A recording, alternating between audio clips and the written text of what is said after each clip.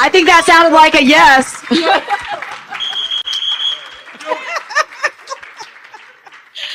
All right, last question.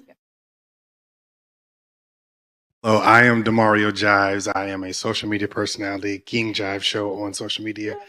And so I'm very grateful to be here, to the panelists and everything. And so I'm sitting here and I'm listening. And I've been to a few, especially in Hillsborough County. And what saddens me the most is I don't see a lot of our Black and brown here. And we're advocating for LGBTQ rights. And it's a lot of us that are in the community that do shows, that do events and everything, and it's none of us here. Now, on my platform, I talk about a lot of religion. I talk a lot about politics, but mainly religion. And in religion, you know, we talk about God is love, Jesus is love, everything like that. But what we're getting from government that says that they're rooted in Christian values, it's not getting love at all. It's not giving Jesus at all. Now, I don't know who all believes, and that's fine, and I'm not here to pour on anybody anything, but how do we convey to them to really speak to who they are? Because you're not operating in love. You're not operating in Christ. You're not operating in any of those things, but yet and still we're fighting for the fight of this is human rights. This is freedom of speech. We can be able to act and drag and perform and just be who we are as humans. You know, at the end of the day, we're human beings. And it's like, if we can't be our humanistic selves without anything, what are we? We're fighting for women's rights. We're fighting for children, education. And on my platform, I'm doing all of those things. And I do get the backlash and everything of those natures. But it's like, how do we convey the message that this is not about, you know, just gay, but this is about a human right, a human nature. We are people at the end of the day. Can I just address you this way, just because this is a whole nother conversation, right? But I told you I was in Birmingham, where there's a church on every corner. And the reality is Black churches must get involved in this issue. And unfortunately, you are gay and Black in this country, the biggest fight you're facing is within your church. This is a human rights issue. And we talk about the change that came in the 60s. It came through the church. So I hear you. I go to meetings too, and I look around and I think, where are all the people of color? Most of the people who died at Pulse were people of color. So starting in that community, in our own community, where we can bring those conversations to bear, I think is a good first step. I love this, like the first of many conversations I think that we're going to have amongst each other, like today and the next day. Thank you so much to my panel. Thank you so much for having us. And we touched on the immigration bill because I'm happy that Florida is about to see what happens when they don't have immigrants doing all the dirty work for them. I'm really excited to see when your infrastructure, wait, can we curse? When your infrastructure goes to shit, I'm excited to see how y'all react, because who's out here cleaning up all of that sewage, doing the construction, taking care of the 275? Can I jump in really quick? I really liked what King Jives was talking about for a second. I totally agree. Jen will know that the first thing I said coming into the Panelist Democrats is that what is happening? A lot of what he said was true. Democrats only talk to marginalized groups when they want something, which is your vote. And that's ridiculous. Because I think, you know, just from this conversation alone, a lot of important points haven't even been talked yet. And we are Democrats. We haven't discussed that 80% of Latino history isn't even discussed in history books in education. Not even it was in there and taken out, like critical race theory. It's never even been touched.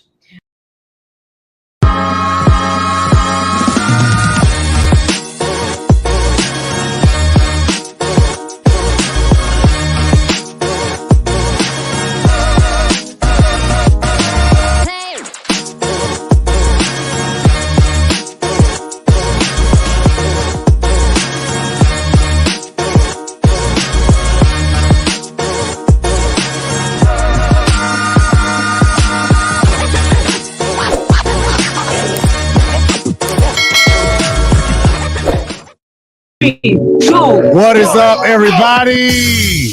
What is up, everybody? What is going on? Good evening, good afternoon, good morning somewhere.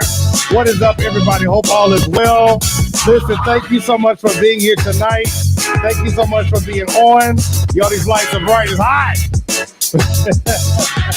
So listen, thank you so much for being on. Make sure you share the video, share the video, share the video, and share the video again. We have a great conversation like always. But listen, make sure you share the video right after, y'all know the greetings. Right after the greetings, we'll be right back on with all of our guests right after this.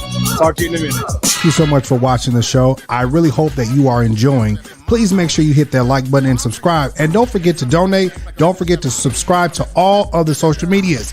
Don't forget those things, okay? Listen, don't forget to hit that subscribe button. Join us. We would love for you to be a part of us. Hey, while you guys are sitting there, please make sure you hit that like button. Don't forget. Also, while you're sitting there, please make sure you share the video with somebody on all social medias. Let me not forget to tell you that you can donate. Thank you for supporting the platform. Thank you so much for being a supporter of the show. Thank you for watching. Thank you for hitting that like button. And I appreciate everything that you guys do. Listen, I want to say welcome. Welcome to everybody that is on the panel on tonight. Welcome to Alexa, Eli, Kat, Jayden, Alexis, Logan. Marvin is not with us tonight. Andreas and Nathan, thank you so much for being here. All right, I just sure whatever. But welcome everybody. Thank you so much for being here on tonight. I appreciate you all for being here and taking the time out. Can you all hear me? Okay, good. Thank you for taking out the time to do this tonight and to represent Gen Z. And I think it's absolutely amazing that you're doing this. And I'm just using the platform to give, another generation a voice of what is actually important, because we spend so much time with garbage and foolishness and reality TV that we don't even get a chance to talk about things like this and what's important. And now that it is another generation, it's time to hear about this and just the endeavor and the fervor that Gen Z has. I just hope that by doing this, that we can get everybody else excited. So I want to take the opportunity to just go around the room and let everybody introduce themselves. And then we're just going to go on with the show. So Alexis, you can go ahead and start. Okay, hi, my name is Alexis Matos. I was here a couple weeks ago with King Jives, and I represent the University of South Florida St. Petersburg College Dems. And recently, I've been appointed as the youngest board member of any Democratic elections committee in the state. So that's me, and that's how I'm involved. Thank you. Awesome. My name is Eli. I am the director of coordination for Stand for Freedom, a little group that I run with my friend Kat Margaux down in the bottom corner. I got involved in politics this year. I am a student organizer by trade. I've been running the board game club at USF for a couple of years now with some other good friends of mine, and I'm here in the space to help get people organized. Yeah, hey everyone, Jayden D'Onofrio, chair of the Florida Democratic Party Youth Council. I help out basically everything for youth for the Democratic Party here in the state, and I'm also president of Voters of Tomorrow for Florida. So, yeah. Thank you. Hi, my name is Nathan Tout-Puissant. I'm the vice president of the Black Student Association over at USFSP. And I like to get involved in a lot of community work and a lot of ongoing issues. Thank you. Hey everyone, my name is Logan Rubenstein. I'm the president of UCF Dems, where I'm, helping out Orange County and the Orlando area and all Democratic things. Happy to be on here. I've first got involved in organizing when I was 15 after the parking shooting in my community. Then it's just been a crazy 5 years since, but just been trying to help out in causes like this, and I'm really happy to be here. Thank you. Hi, my name's Kat Margaux. I use they, she pronouns. I'm the Director of Communications for Stand for Freedom Florida, and I'm also the chair of our PAC and a part of the Florida Democratic Youth Council, along with a couple other people on this call. I'm really grateful to be here and hang out and talk with everybody about the issues going on right now in Florida. Thank you, Kat. Hi, everyone. My name is Alexis Dorman, she, her. I'm the president of FSU College Democrats and was recently elected as the president of Florida College Democrats. I'm in the car right now because I just stepped out of the Mexican consulate in Orlando's first annual Pride event, but very excited to be here and get to talk to everybody today. Thank you.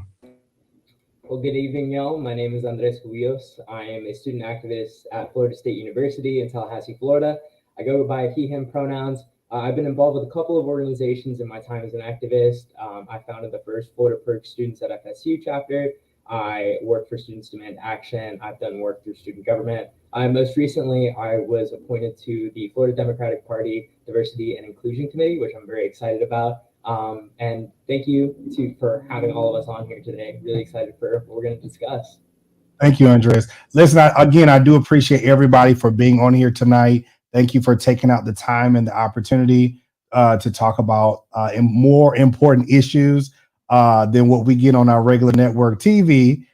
So, a couple weeks ago, Alexa was with us and we were just going over a lot of the things that's been going on here in Florida.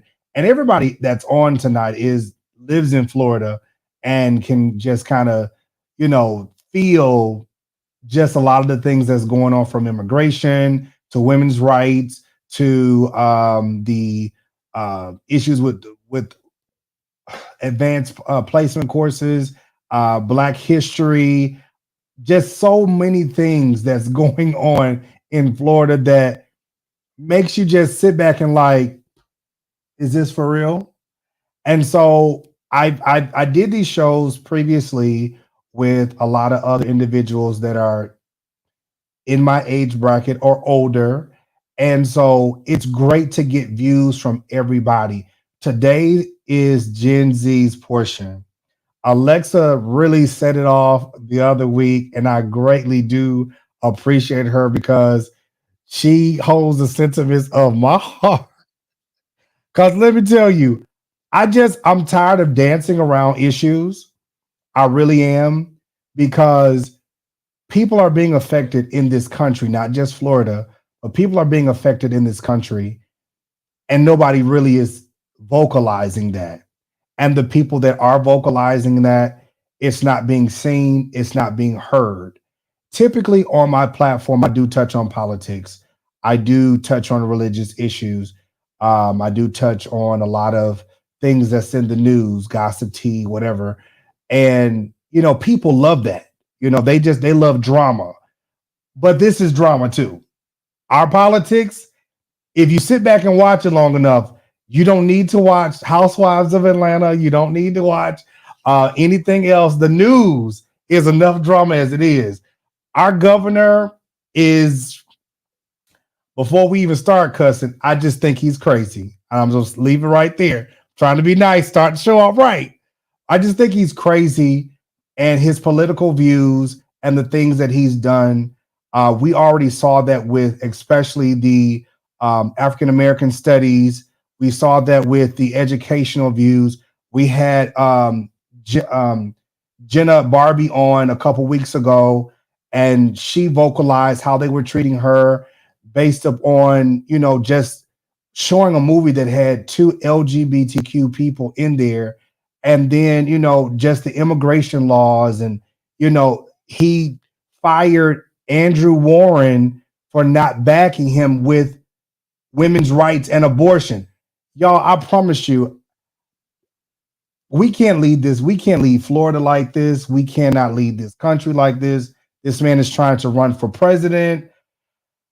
So, Gen Z, I am asking, what is your thoughts? We listen, be free to talk. Whatever subject you all want to start with, I'm all game.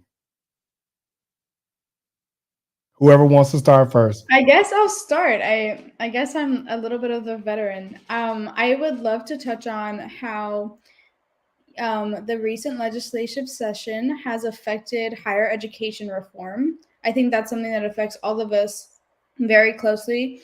There were so many incidents of civics education being changed in the K through 12 level, and now it's affecting universities. So I would love to know everybody's thoughts on that, as I know we're all facing a little bit of controversies at our universities because we are suffering from the lack of funding. What are we going to do about that? Are our voices still going to be heard on our universities? So I think that's where I want to start, because that's something that I know all of us are deeply involved in, as we are all in higher education.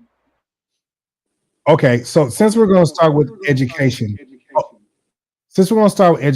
I want to also know, what do you guys think about, because a lot of you all, or everybody almost here, is college students. What do you guys feel about new college at this point and the education as a whole? I can go ahead and touch on that a little bit. I think college has been a great experience for me. I'm really taking classes that I love, pursuing opportunities and clubs and things that I truly enjoy. But I definitely understand why a lot of people choose not to pursue higher education.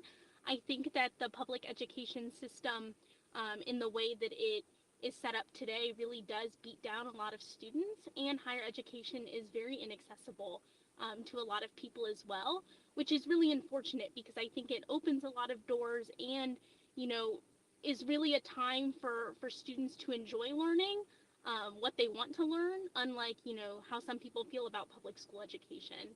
As far as, the DEI ban and some of the attacks on higher education that we've seen this year, Andres and I did a lot of work, organizing around that. And I know Eli and Kat also did a lot of work down in the Tampa area, organizing demonstrations and mobilizing communities against, some of the attacks from the Florida legislature.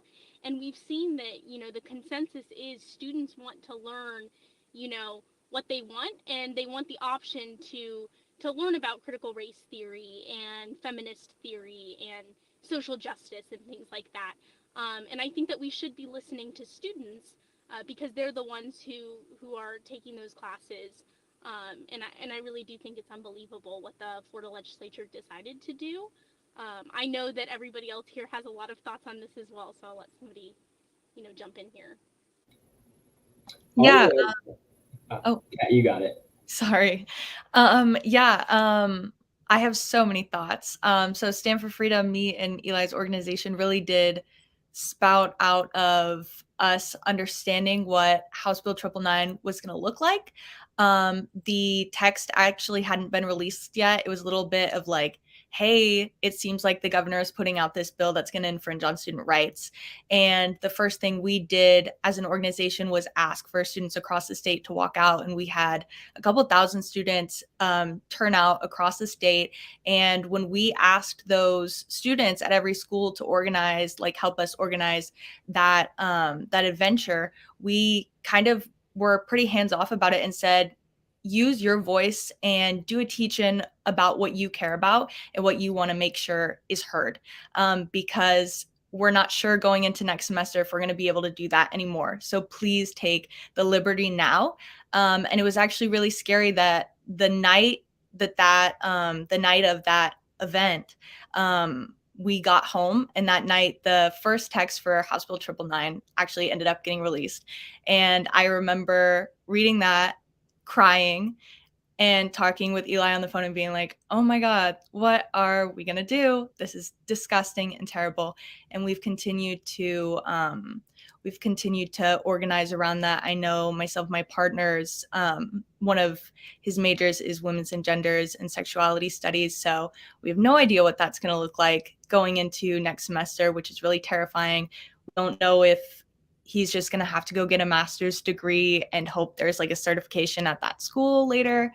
Who knows? But it's definitely very intimidating and very scary, especially for myself. I get a lot of privileges because I'm a white person in college. Although I am someone who frequently is very recognized as a queer person and a trans non-binary person. And I have, in a setting that I thought was going to be pretty all right, experienced a lot of hatred for being a queer and trans person, this aside. And part of it is the governor speaking out about we shouldn't recognize trans people, especially trans students, and what they have to say and what they have to do. And I've had to step away from clubs and activities that I really care about on campus because people have cyberbullied me and hated on me to a point where I couldn't stay anymore. And it's been really sad already to experience the public college system in that way. And I'm pretty terrified to see where it goes after this.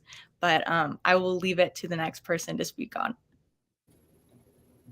Yeah, so I think everything that Alexis and Kat said is absolutely right. But I think this Republican-led legislator, and frankly, being a Republican-dominated state here in Florida, at the end of the day, any attack on higher education or on students is about removing power from young people and giving it to others. Every single piece of bad legislation that has come through the Florida legislature has been about removing young people's power in our government. You have HB 7050, which is going to make it harder for out-of-state students to vote here in Florida. You have 999, which is about removing education from our curriculum, preventing students from learning about queer and feminist theory or from getting a full education through a college of social work. That removes student power. Even financially, young people are beginning to lose our power in this state. Just last year, or I believe it was 2 years ago, the Florida legislature removed the textbook stipend from our Bright Futures. That is taking away our financial ability to attend a university and get an education that we deserve. Students have been under attack this entire time that Republicans have been in control of Florida. And it is difficult for young people to mobilize around this because, one, we don't think that we have the resources or the skills or the know-how or frankly anything to be engaged in this space. But I think when looking at the incredible activists that you have in front of you today, we are a clear demonstration that no matter how hard the Republican Party tries to take away student power, we're always going to continue to come back and fight. I want to kind of build on that in a little bit of a different perspective on what we're facing here in Florida for higher education. The legislation is obviously awful. There's tons of it. There's no, ignoring the legislation. But to show how tight of a grip DeSantis has on our state, look no further than all of the vacancies of the presidencies for all these colleges and who's filling them. So, for example, UF, Ben Sass, okay, that's one. But more importantly, you look at FAU. Currently, Representative Randy Fine is in the running to become the next president of FAU. That's the type of things that we're organizing against. If you know who Randy Fine is, I think we all know that we would never want that type of person running a college or a university. They have no background in that type of field. Yet here they are trying to become president of such a massive university. They're also a person that has continuously fought against the LGBTQ plus community, youth, and minority communities all across the state of Florida. The next university is, I believe, Florida Southern College, where we're now going to have a special election in House District 35 because Representative Hawkins is resigning to become the next president of that college. So we're not only are we seeing attacks through the legislature, we're seeing attacks on the actual leadership of the universities themselves. I mean, look at New College. New College was stripped of everything by this governor. The governor knows what he's doing, obviously. He's going methodically through all of our colleges and universities, trying to destroy youth power in every way possible. We saw that with what Andres brought up with SB 7050. That bill originally in its first form, when it was dumped with 98 pages overnight to be in a committee the next day, that bill originally had a provision on it that did not allow college students to vote through mail unless they had an ID or a social security number. And that kills a lot of out-of-state voters that move in here for college. So they're trying to find every which way they can to manipulate the situation to make sure that youth don't turn out. I think they know that if youth do turn out, there's significant problems they're going to face for the future of their grip on the state of Florida. As far as the higher education goes, it's kind of interesting to see, especially how restrictive it's been, because especially a lot more.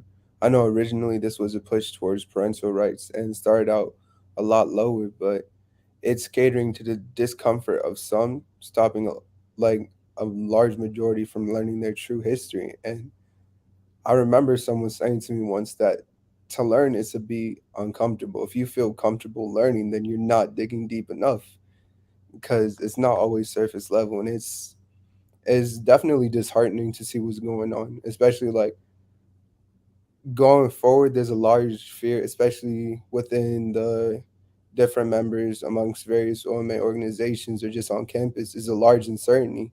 And there's been a lot of fear mongering, whereas like you have people trying to instate rules and regulations for universities when they haven't intended in 10 plus years. And you see instances of, I forget which state it was, but they were trying to enact chaplains and I believe in a counselor role, as opposed to officials who had proper credits, proper research, that had studied their whole life. And you have a lot of these legislators and whatnot going against trained professionals. Like, these teachers are taught what to do, what to cover. They understand the extensive history as well as the impacts, both current and past. So that is definitely something. For those that don't know, it's Texas where they were trying to replace school counselors with chaplains. Because of course it's Texas trying to do those things. I'll add my little piece for the higher ed thing. I have a pretty low scale take compared to a lot of the others here. Not small stakes, but small scale. My professors are scared. I walk into my class and my professors are afraid to teach. There are laws allowing students to, without notice or consent, record in the classrooms, and they can use those recordings to get professors in trouble. My favorite professor of all time retired recently. I'm not going to say his name out of respect, but he is one of the most inspiring educational people I've ever met in my life, and he clearly loves teaching more than anything else, and he doesn't feel safe doing so in Florida. I have a wonderful queer professor who's much younger, who has just moved to Washington because he doesn't feel safe teaching in Florida. And that's not right. Like, you shouldn't be afraid to teach people how to communicate and how to live. Professors are supposed to be role models. Educators are supposed to be role models. And the best of those role models are being pushed out of schools at a time when I think our youth need good role models more than ever. So I know I'm well older than everybody. I'm 38. So when I was in college, and I still got to finish my bachelor's, but that's another story. I didn't have these issues. Like, we talked about government, we talked about sex, we talked about politics, we talked about women's rights, we talked about ethics, we talked about all those things, and we just taught. The teachers were free to teach. And so when I was in Minnesota, when I was in Polk, well, actually it was Polk Community College at the time, but when I transferred to Minnesota and I was going to Metro State,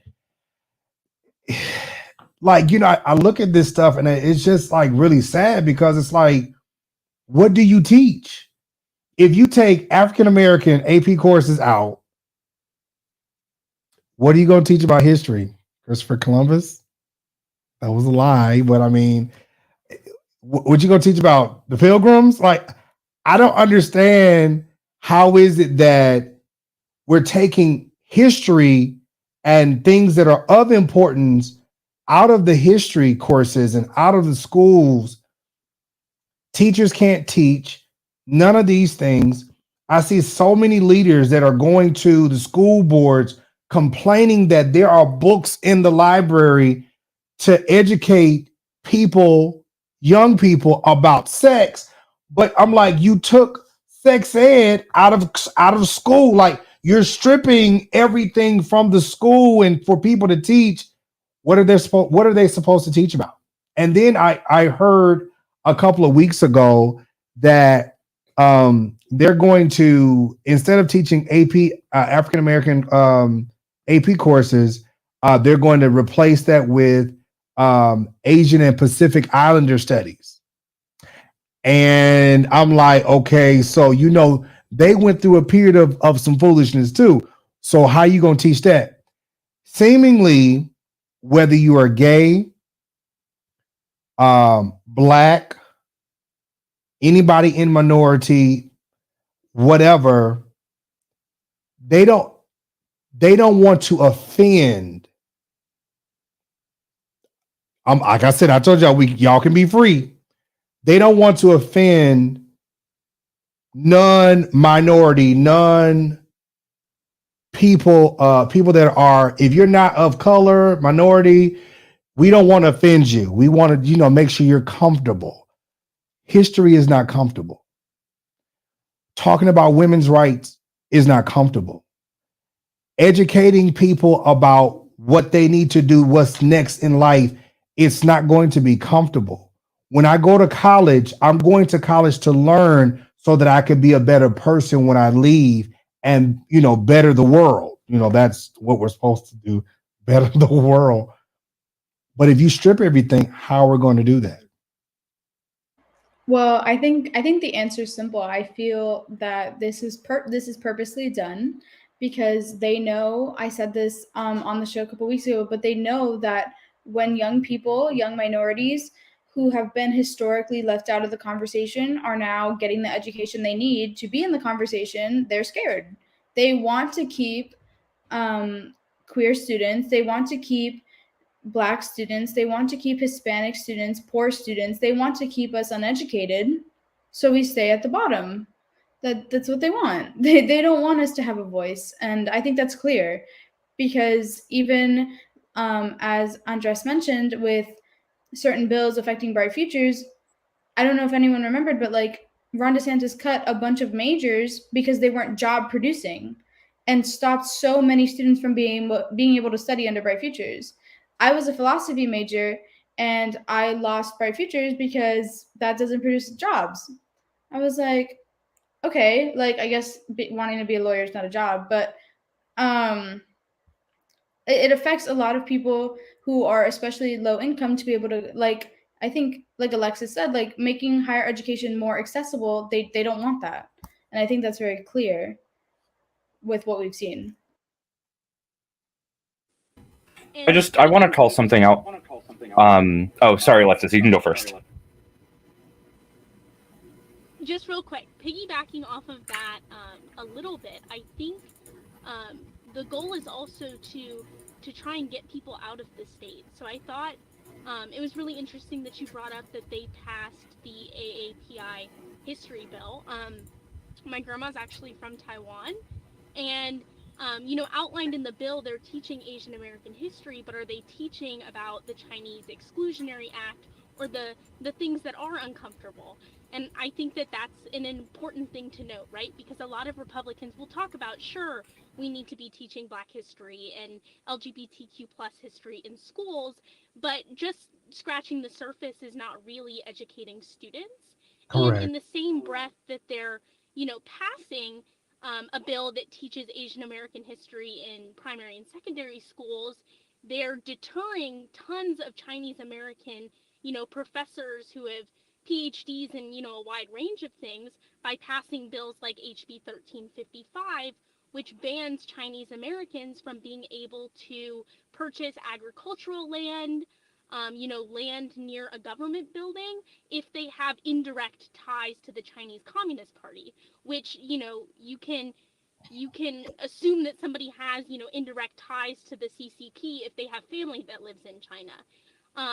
And what are we doing? We're, turning the state back to this, homogenous place where, sure, everybody might agree, but it's because the only people coming here are, people who want to see a state that, suppresses minorities and only teaches the things that, ensure that white students feel comfortable in schools, which it's very hypocritical what the Republican Party is doing in, passing a few things that everybody can agree on to cover up all of the bad stuff that they don't want people to know about. Eli, you was about to say something? Yeah, it was in response to what Alexa said about philosophy being removed as a course of study that you can take under Bright Futures. I think it's really important to focus on something that the Republicans try to keep quiet about, which is getting a philosophy degree and going to law school is a great way to challenge the structure that Republicans are putting in place.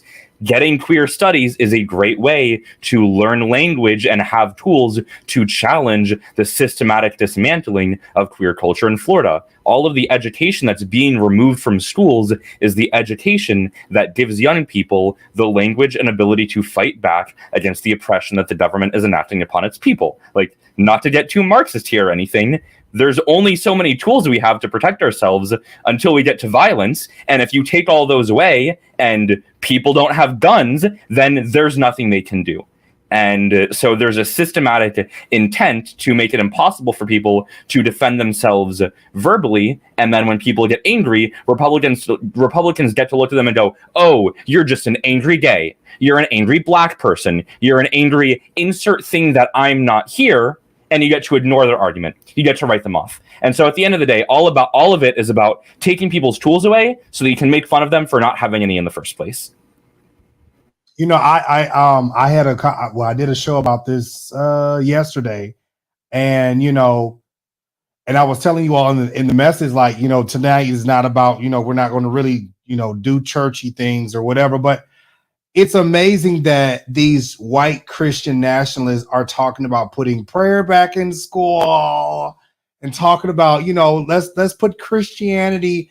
And I'm like, well, what about the person who does not believe in Christ? What if they believe in Buddha, or, you know, whatever the religion may be? What if they're a Jew, or what if they're Hindu? What if they're a Muslim?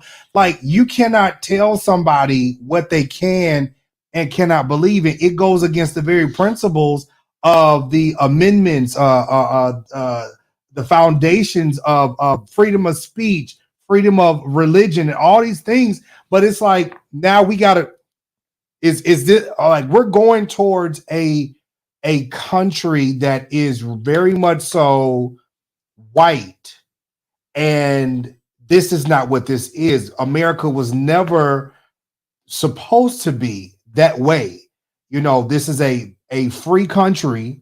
This is not third world. And, you know, we have the right to believe. We got the right to love. We have the right to freedom of speech.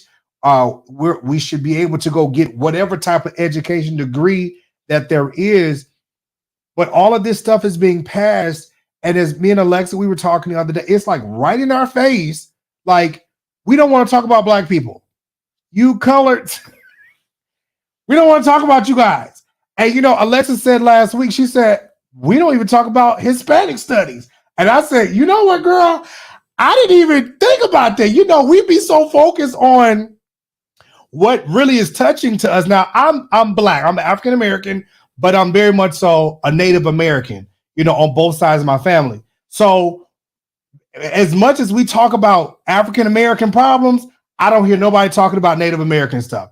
I don't hear nobody talking about Hispanic issues or anything like that. It's, you know, it's just black against white. And so all the people, whether you Puerto Rican, you Cuban, whatever, it's all grouped in with black, you know, like if you brown skin, you black, you know, and it just, it gets to a point where, like, there are issues in this world, in this country, that need to be dealt with, and nobody wants to talk about them because they are nervous. They are scared. They're like, oh my God, I don't want to be offended. Well, you know, don't be offended. Do better, period. You know, like, we can't sit out here. Nathan is, you know, a young black activist. You cannot be afraid to say, hey, let's have this conversation. Oh, it's going to offend me because, you know, my parents are white. Like, it doesn't matter. Let's have the conversation. Let's be able to be progressive and move forward. We cannot be progressive and move forward if we're stuck on, you know, being worried about somebody's feelings. If your great-great-grandmama did XYZ and your great-great-grandpappy did XYZ, that's okay. We're in a different day and time now. Just don't do that no more. Jives, man, the way you speak, it gives me hope for the older generation, you know. And I want to touch on a couple of things really quick, because what you were talking about was all, you know, pretty right, and I agree with a lot of things that you were saying. Now, I grew up in the church. I grew up going to Sunday school. I was very briefly in middle school a youth pastor. So I would go into the elementary school classes and I would preach. I don't really do that anymore. I don't really get the opportunity to do that anymore. But I think one of the Don't feel greatest bad, me either. I think one of the greatest tragedies is how quickly the American community has just dissolved. There are so few areas in the country where a community is so intertwined, be it through the church, be it through identity, be it through location. American communities are not what they used to be. The American community used to be full of unionized workers, or it used to be full of immigrants who are all in one space working together to help each other. And the way that our communities have been separated by decades upon decades of right-leaning policy is tragic. And it is largely the reason that I believe that grassroots progressive political movements are not what they used to be, and they're not able to gather the momentum that they used to. Because the communities that held us together have become so separated, either by physical highways being built through communities, be it through gerrymandered districts, be it through school districts that are based upon how much money that you make. All of these things that separate people is why we're not where we should be as a country. And I think that once we are able to rebuild our communities through any area, through any identity, that's when we, especially as young people, and I think our generation has done this the best as of late, will we finally be able to see genuine progressive political change. I agree with that take a lot. To kind of piggyback, especially within the Black community, a lot. I feel like a lot of why this issue isn't taken as seriously or it's harder to mobilize is because it's seen as affecting only one population within the community. So it's like those currently enrolled in school, it really only affects them. So why do us as parents, like some parents care more, but a lot of people, it's like, we've done school, we've been there, done that. This is their fight to take up now. And it's kind of that mindset that makes it hard to mobilize as a whole. Because if it's not affecting the whole community, it's hard to bring everyone together. And it was crazy, especially when it came to, I want to say, kind of the whitewashing of history. It was interesting. I was watching a video. I believe it was at a school board meeting a couple of days ago, and a political representative there had said that a book, the reason they were pulling a book was because that the book had implied that the white people were responsible or involved with the construction of race or something along those lines. And it's like a lot of these systematic inequities or a lot of these standing institutions like racism or colorism around the globe, it stems back from like European conquest, and they just got deep rooted because like the white ideology was spread throughout so far and it was ingrained in a lot of communities, and that also further spreads the division. So not only are you saying that no, they're not the ones responsible, now you're purposely misinforming, and on top of that, it's hard to kind of come back from that because now you don't know your history, but you're trying to find a way forward without making the same mistakes. So it's, yeah. No, I really love that you touched on that. I've never seen such division within Hispanic communities that, there's now wars against Venezuelans and Cubans and Puerto Ricans and Dominicans. Like, I've never seen such division when essentially I can only speak on behalf of Caribbeans because they're very centralized in Miami, but I've never seen so much division from people who all came from the same indigenous groups. Like, I have never seen so much division when we all fought the same struggles. We all have such similar cultures. We were all brought up with very similar history. And now we're very separated, that certain Hispanic groups feel that they are superior to others. And I think that they divided us on purpose, because if we just all fought together, this wouldn't. Well, Alexa, it goes to just the same as if it's in the African American community. The lighter you are, the wider you look, the more privileged you are, and the passable. It was one guy, I forgot exactly where he was, but he was saying that he's Cuban, He said, oh, you know, we've never experienced any type of racism. We've never experienced my daughters have went to the best of schools. And I'm sitting there like, sir, you're Hispanic. Like, you don't speak for all Hispanics. Yeah, and I think colorism really runs deep in that community and it's not addressed. There's a lot of infighting, and I think it was divided. I've never seen such division since the 2020 and 2016 election, when Trump made the Cuban community kind of feel as a superpower because they had escaped communism. I don't know, but I've never seen such division, and it's so saddening. I think also, though, information is extremely inaccessible for communities that don't speak English. Just in terms of this Florida State House, there are only 2 Spanish-speaking Democrats in the entire state house, Johanna Lopez and Susan Valdez, and there are more than several Republican Spanish-speaking representatives. So think about who's controlling the narrative when they go on for interviews on Univision or Telemundo, which a lot of these Spanish speaking communities are, consuming.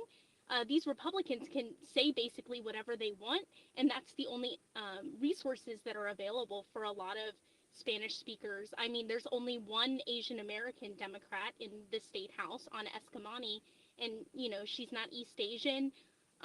So in Orange County specifically, we have the largest Chinese American population, and for anybody who doesn't speak English, they're not receiving any information about what's going on in the state legislature.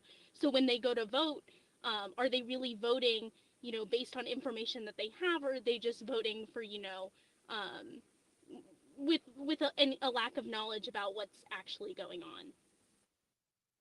The other part to it, from an elections perspective, I think we all know that previously the way to win state and national elections was generally off of messaging on economics.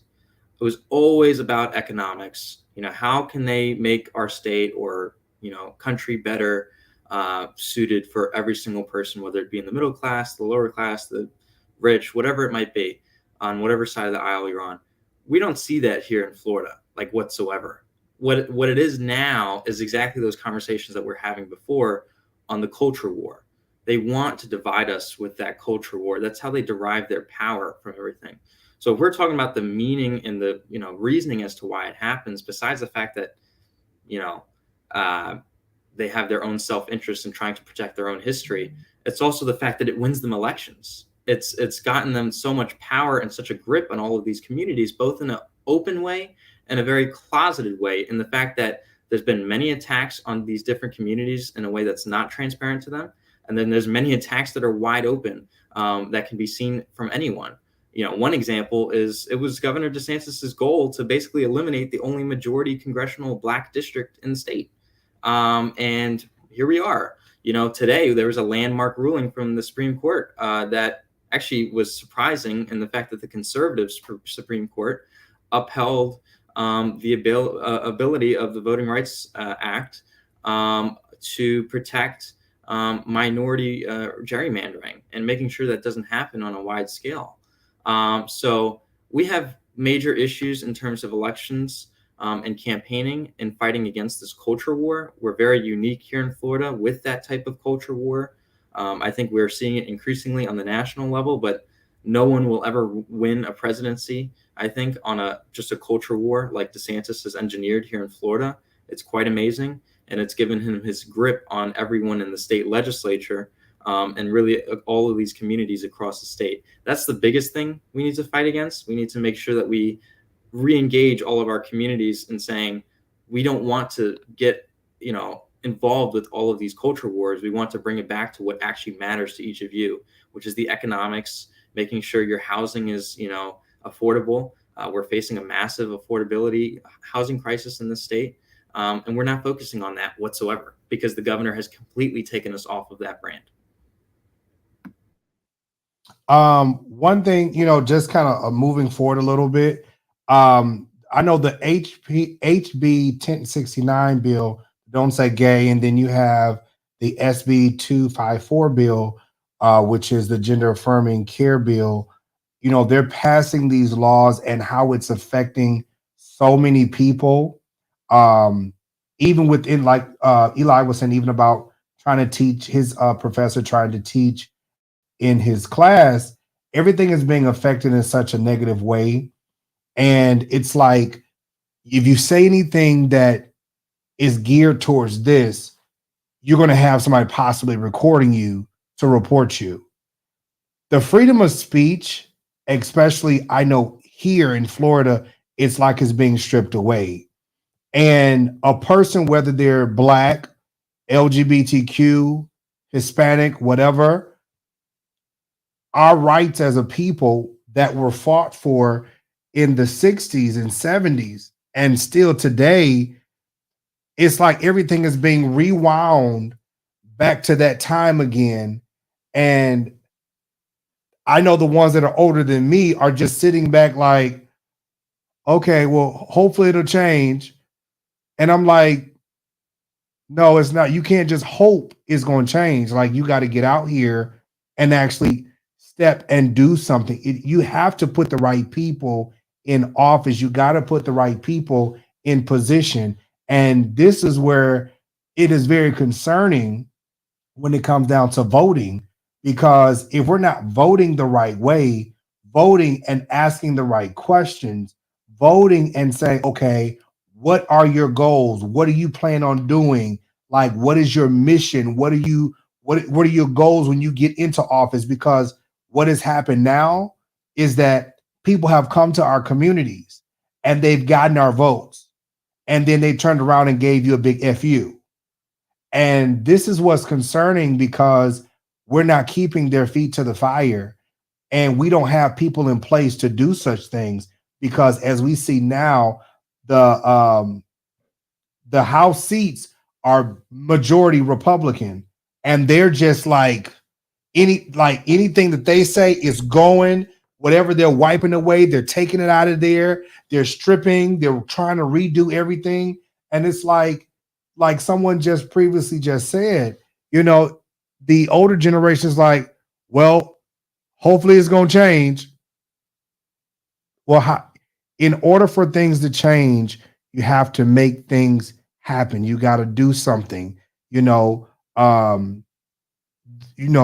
without works is dead. You got to put your faith. If you faithfully believing, put your faith into works and make it happen. The LGBTQ expansion bill, I'm just trying to understand, and I'm asking a very rhetorical question, but it's like, why do you even care what another person does or how another person lives? It's not affecting you.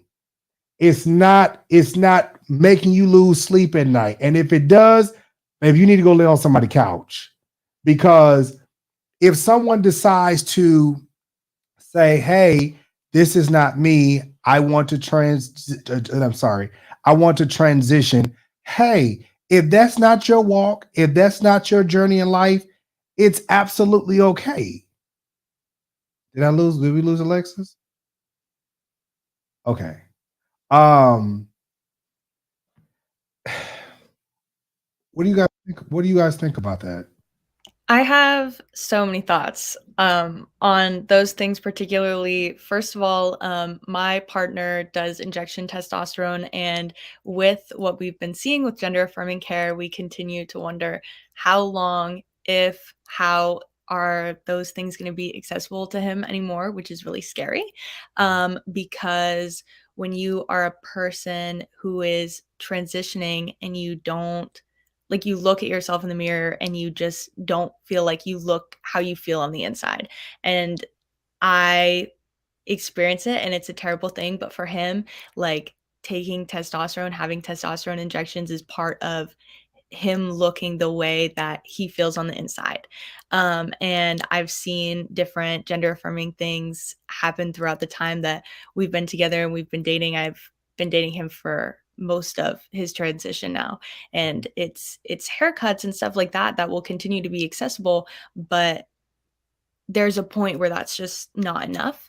And you, by taking those things away from trans people, trans adults, and trans children, you are killing them actively. This is an act of genocide at the end of the day, because you are taking away the thing that helps these people live every day and get up every day and leave the house every day and go to work and go to school and function like people. And it's a disgusting overreach by the legislature to attempt to steal life from people in a way that they are claiming that it's safety. I think it's disgusting. I think it's a horrible outreach. And I think it has created so much fear. Like right now we're in Pride Month. And I don't know if you guys have noticed, but like brands obviously are always going to do rainbow capitalism. I think it's gross. Of course, but brands have stepped farther and farther away from rainbow capitalism this year because they're scared now to even put a rainbow flag on their little logo on Instagram this year, because people being people is so controversial this year that they're afraid to even say, we want trans profits this year. Like they're afraid to say, we respect trans people for 1 month out of the year, please give us money, because that's what rainbow capitalism is, right? So it's so political. Like, let's look at what's happening right now with Target, right? The conservatives are coming in, they're finding a size extra small of adult clothing and saying, this is for children. They made this for children. Isn't this so scary? But it's not made for children. It's made for adults. And even if it was made for a smaller child, it's not a hate crime against you for someone to want to be themselves. When you're a little kid and you are like, I want to be a pretty princess, nobody's going to stop you. But if you are an AMAB little child and you say, I want to be a pretty princess, that's a big problem to people these days. And I think it's quite a shame. And I think it's absolutely terrifying. I've been going to Pride for a lot of years now, and I am absolutely terrified for what St. Pete Pride is going to be this year. The Proud Boys have come out saying that they are specifically targeting prides this year, hardcore, which is so terrifying. And the fact that, first of all, we're going to continue to hate on trans people and hate on queer people, but the Proud Boys and the KKK are still roaming around, and we're going to be cool with that, I guess. We're not going to make any moves towards that. We're not going to think about the fact that we all know that the Proud Boys made a statement about something. I feel like that's a bigger issue than anything else that's happening in the legislature right now. Well, maybe not everything else, but in terms of the negative things that are coming out right now, I find it to be disgusting and an outreach that is beyond belief. And I am so heartbroken for the trans people and the queer people that I see around me, because I know that they deserve better. We're taking steps backwards in time. We're literally rewinding time. If people have been wondering, how do we crack time travel? We just figured it out. The Republicans did, actually. As a STEM major, I find that to be outstanding. So I can't wait to see what happens next. Hopefully we move forward, but I know it will be beyond hard work to crawl our way out of this Republican supermajority and make our way forward. But hopefully they will continue to see that these things that got passed this session were not constitutional, and the injunctions end up just getting these bills eradicated from what they can be and what they hopefully don't become. You know, just to piggyback off what Kat was saying, I find it not hard to believe, but, you know, according to this country, you know, they're allowing the Proud Boys, they're allowing the KKK, they're allowing the white supremacists and all these people and these groups to go around and do what they normally do or have been doing. January 6th was very evident that if this had been any type of group of color, minority group, it would have been a massacre on Capitol Hill. They're allowing things right in our face, and we have to really stand up and boldly say, You see this, and this is not going to be accepted anymore. This was never acceptable, and this is not okay. You will accept that type of behavior, but you're telling us as people that we can't be gay. You're telling us, or at least we can't be gay in public. We can't be out and proud. You know, you're taking away our care. You're telling us that, you know, we can't be proud of being Black. We can't be proud of being Hispanic. We can't be proud of being gay. And it's like, okay, so this is in our face. When we present these things, oh, we're not really, they're not even going to respond to that. They're going to divert to something else. Every time you talk to them about it, they change the subject and go to talk. And you're like, wait a minute, you didn't answer the question. And then, so it has to be a point where we just stick it to them and make them want to move. I will say this, like, this really marks a blatant era of regression of civil rights, and I can see why it can be divisive, and why a lot of older generations tend to say, "Oh, because it's disheartening." Like even things like CRT. I know right now, a lot of the senators' actions is taking a national spectacle, but with that, there's a lot of stuff going unnoticed. Like I believe a senator had advocated to bring back lynching as a capital punishment, and even states were pushing towards reinstating Jim Crow laws, undoing years and years of protests. And this is all happening within the span of less than a decade. So, and I want to say these actions have been emboldened by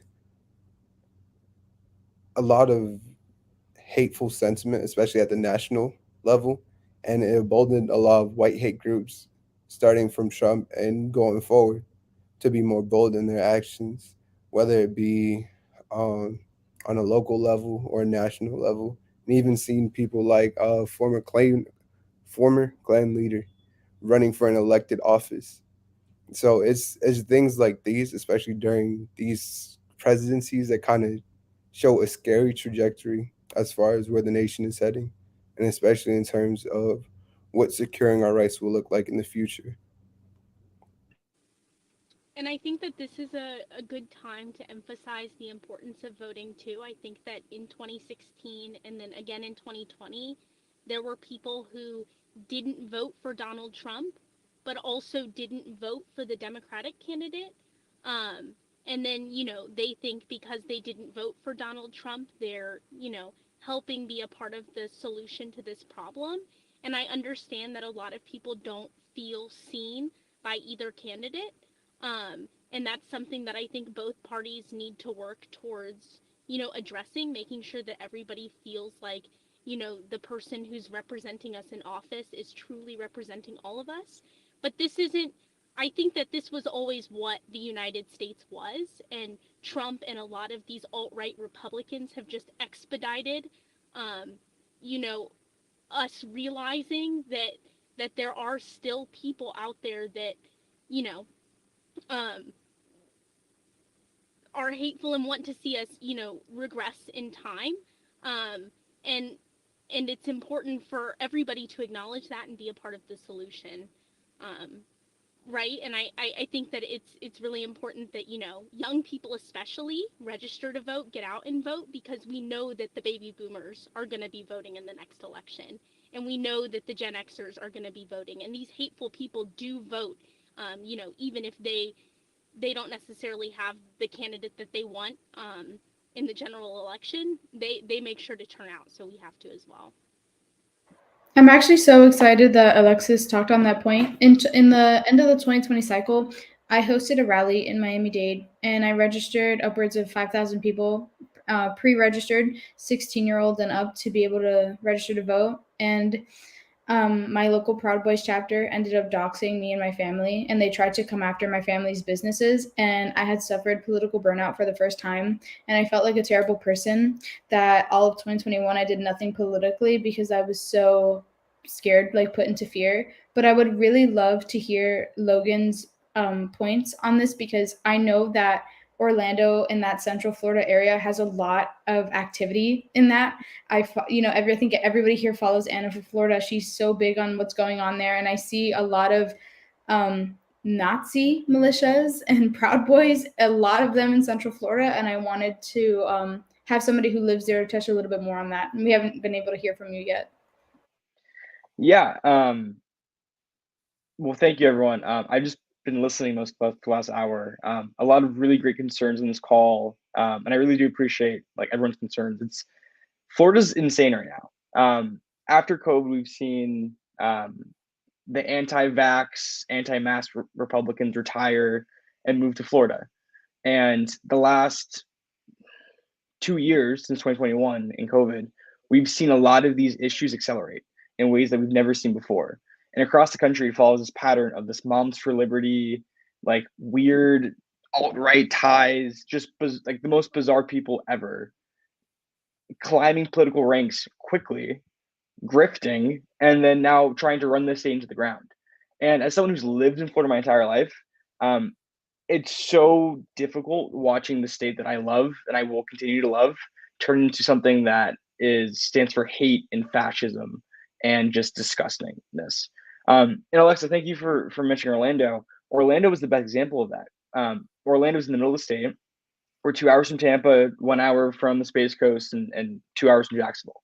We are very close to all of these major metro areas. And we're also, all of our economy comes from tourism. It comes from Disney and Universal and MCO. And DeSantis is targeting Disney because he got mad because Disney made a political statement. We're seeing two of the newest members of Congress, and Corey Mills as a Republican and Maxwell Alejandro Frost as the youngest elected member of Congress right now, both being from Orlando. And while Frost stands for progressive values and a policy of love, Corey Mills is sending grenades to other staffers. Not live grenades, but still, it stands. What are we doing?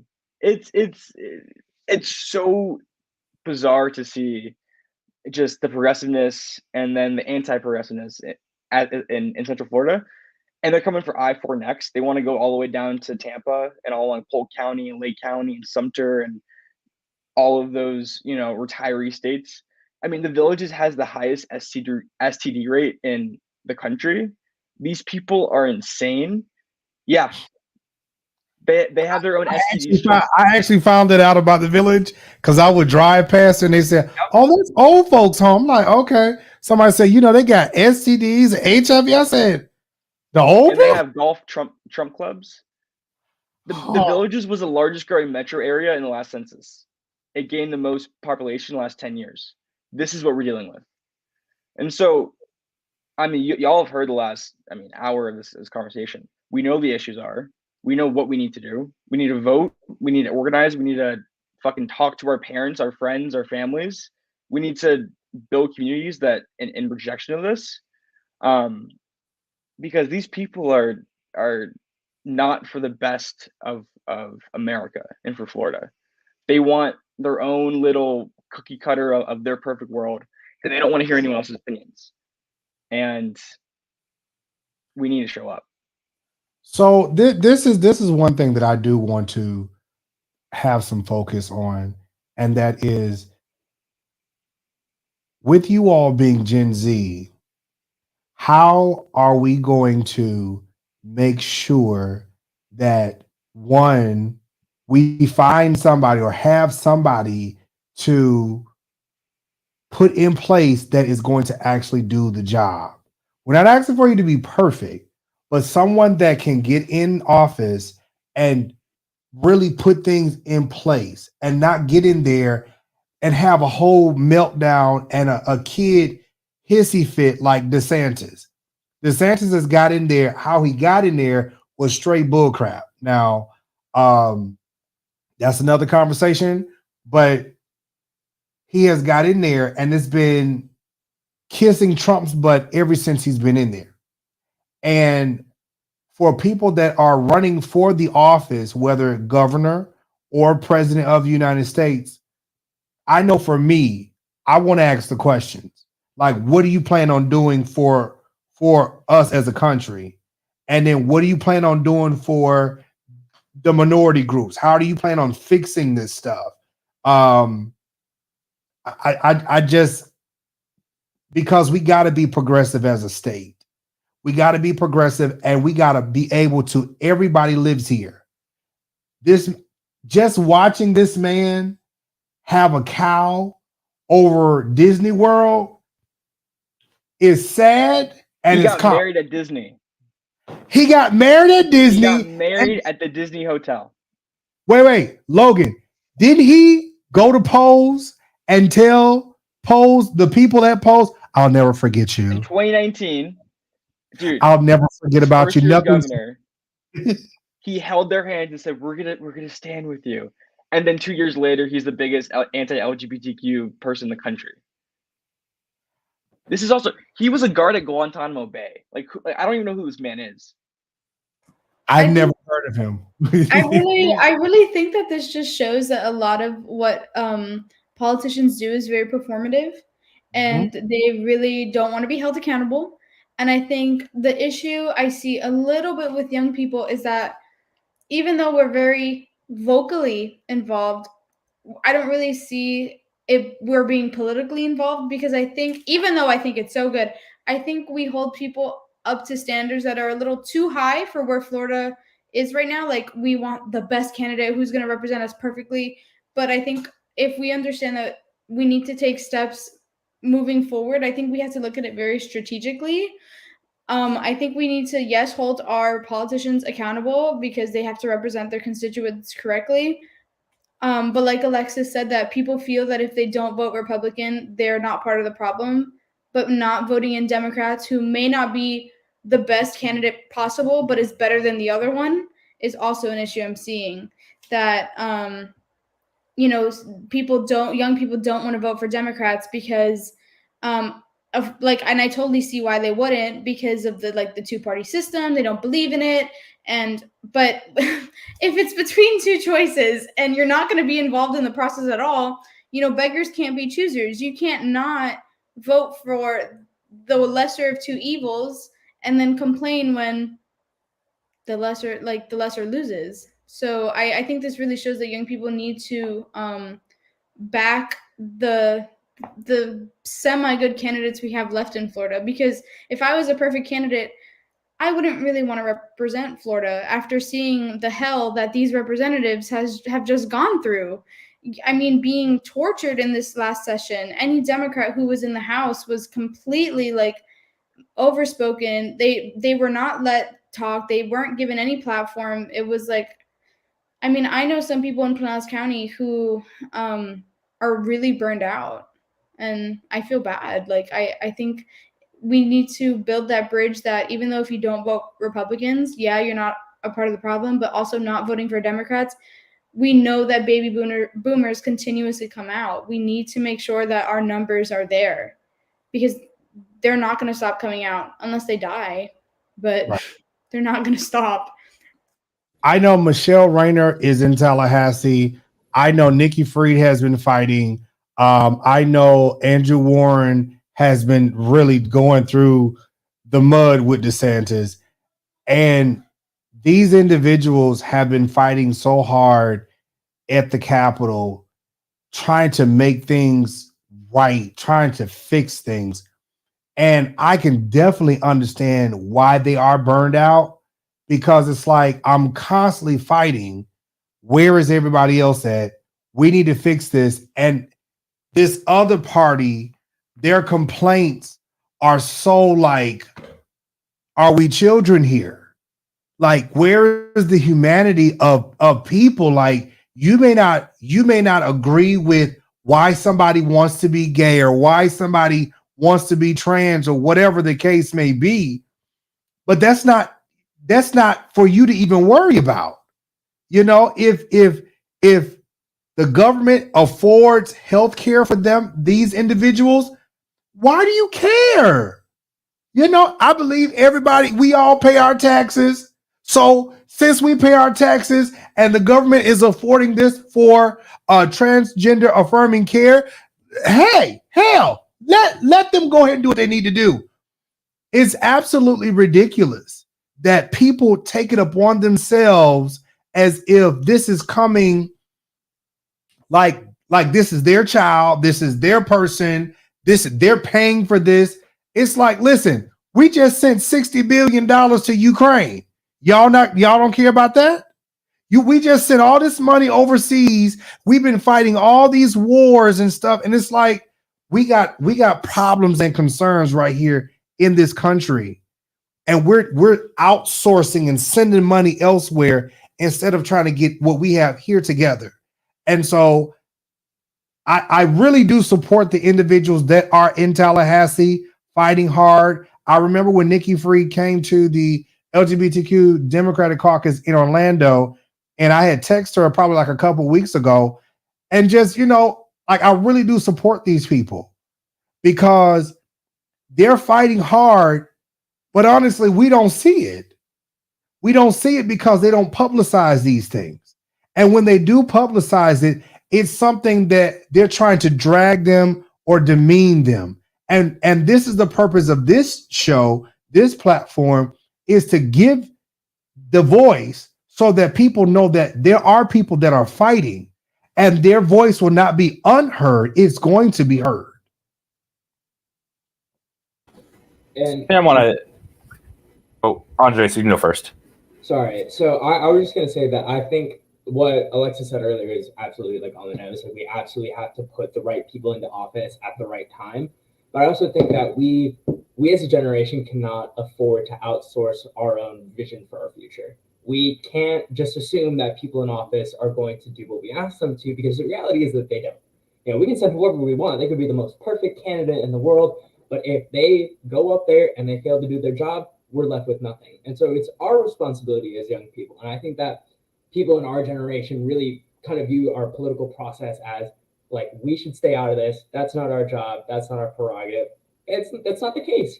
If we want to see success, if we want to see progress, it has to be us coming up with the solutions, either, being an activist and taking legislation up to the Hill, or, organizing your community to vote for a specific candidate. If we want something to happen, we can't rely on candidates or our legislator or our governor in any capacity. It has to come from us. If we want to see something happen, it's got to be us. That's just the reality, I think.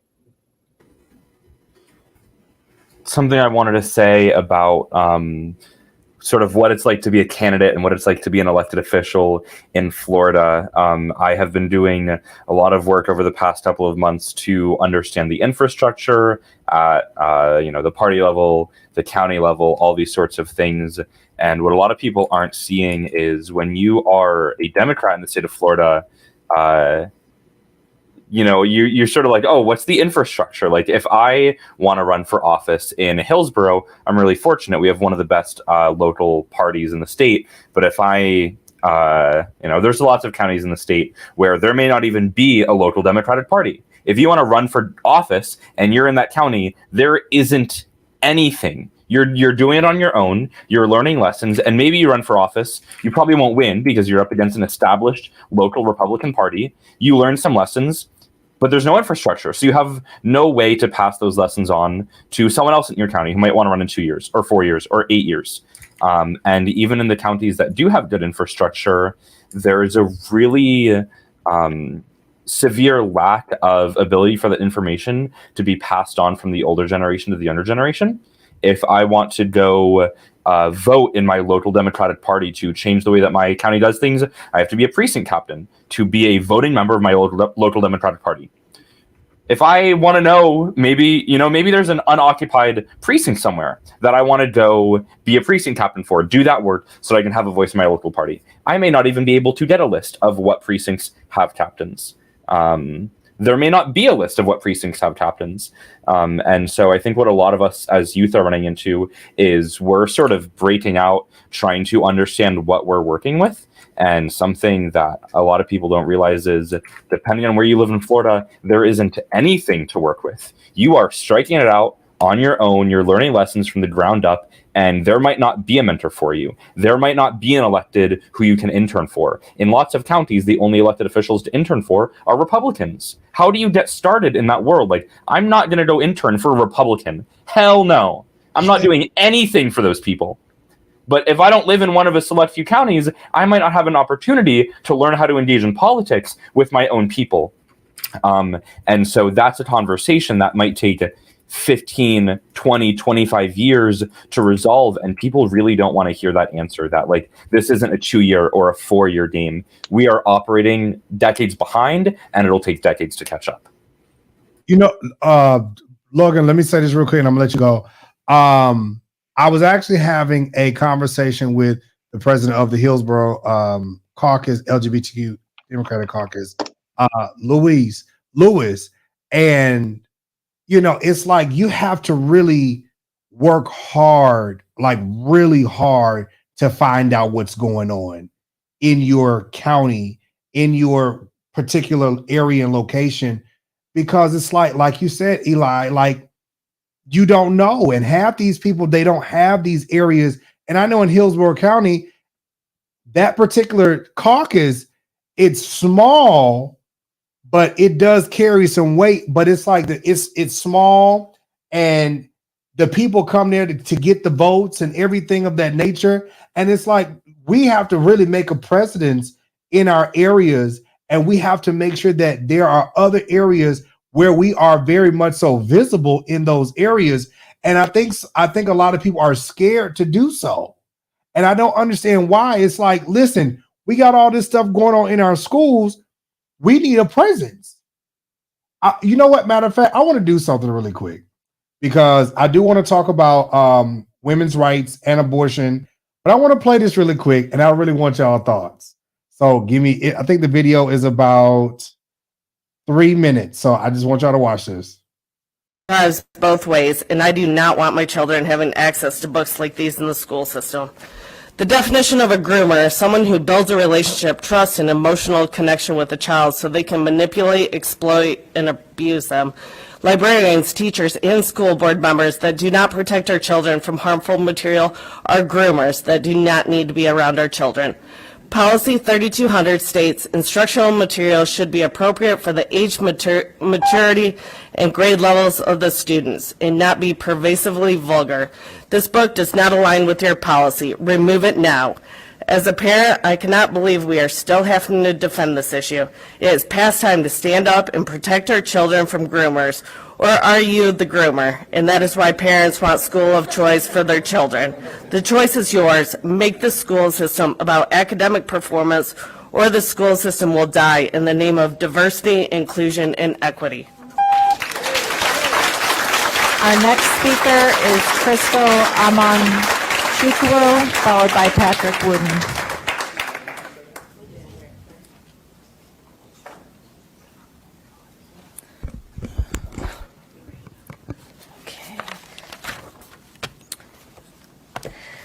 Thank you for the opportunity to speak today. I am a lifelong North Carolinian. I've been in Wake County for most of my life and received my middle and high school education right here in Wake County Public Schools.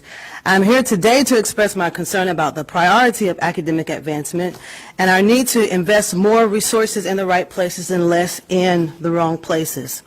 This particular book is called Queer, the Ultimate LGBTQ Guide for Teens, and is in high schools throughout Wake County. I'll read some of it for you.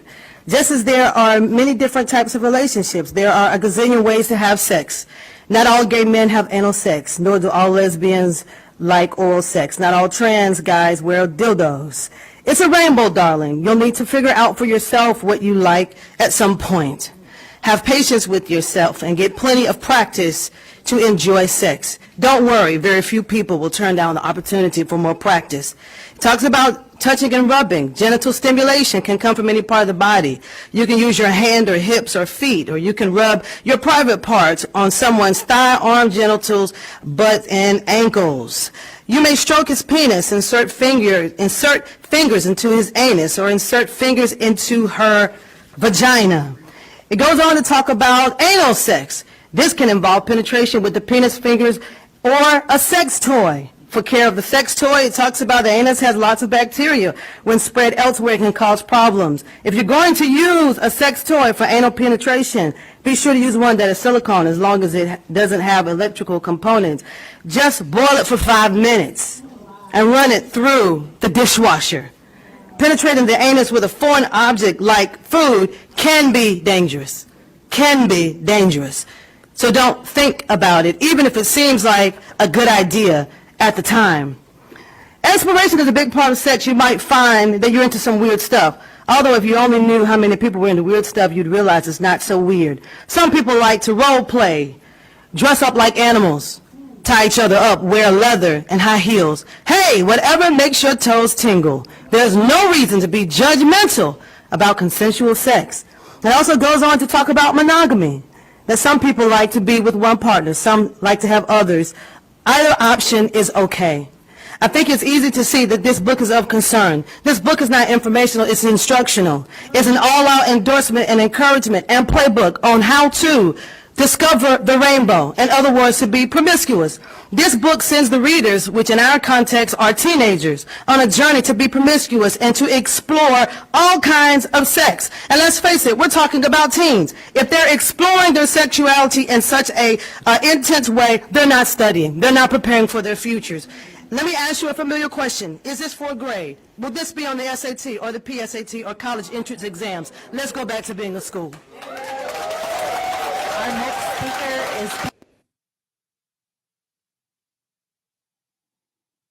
Y'all have at it.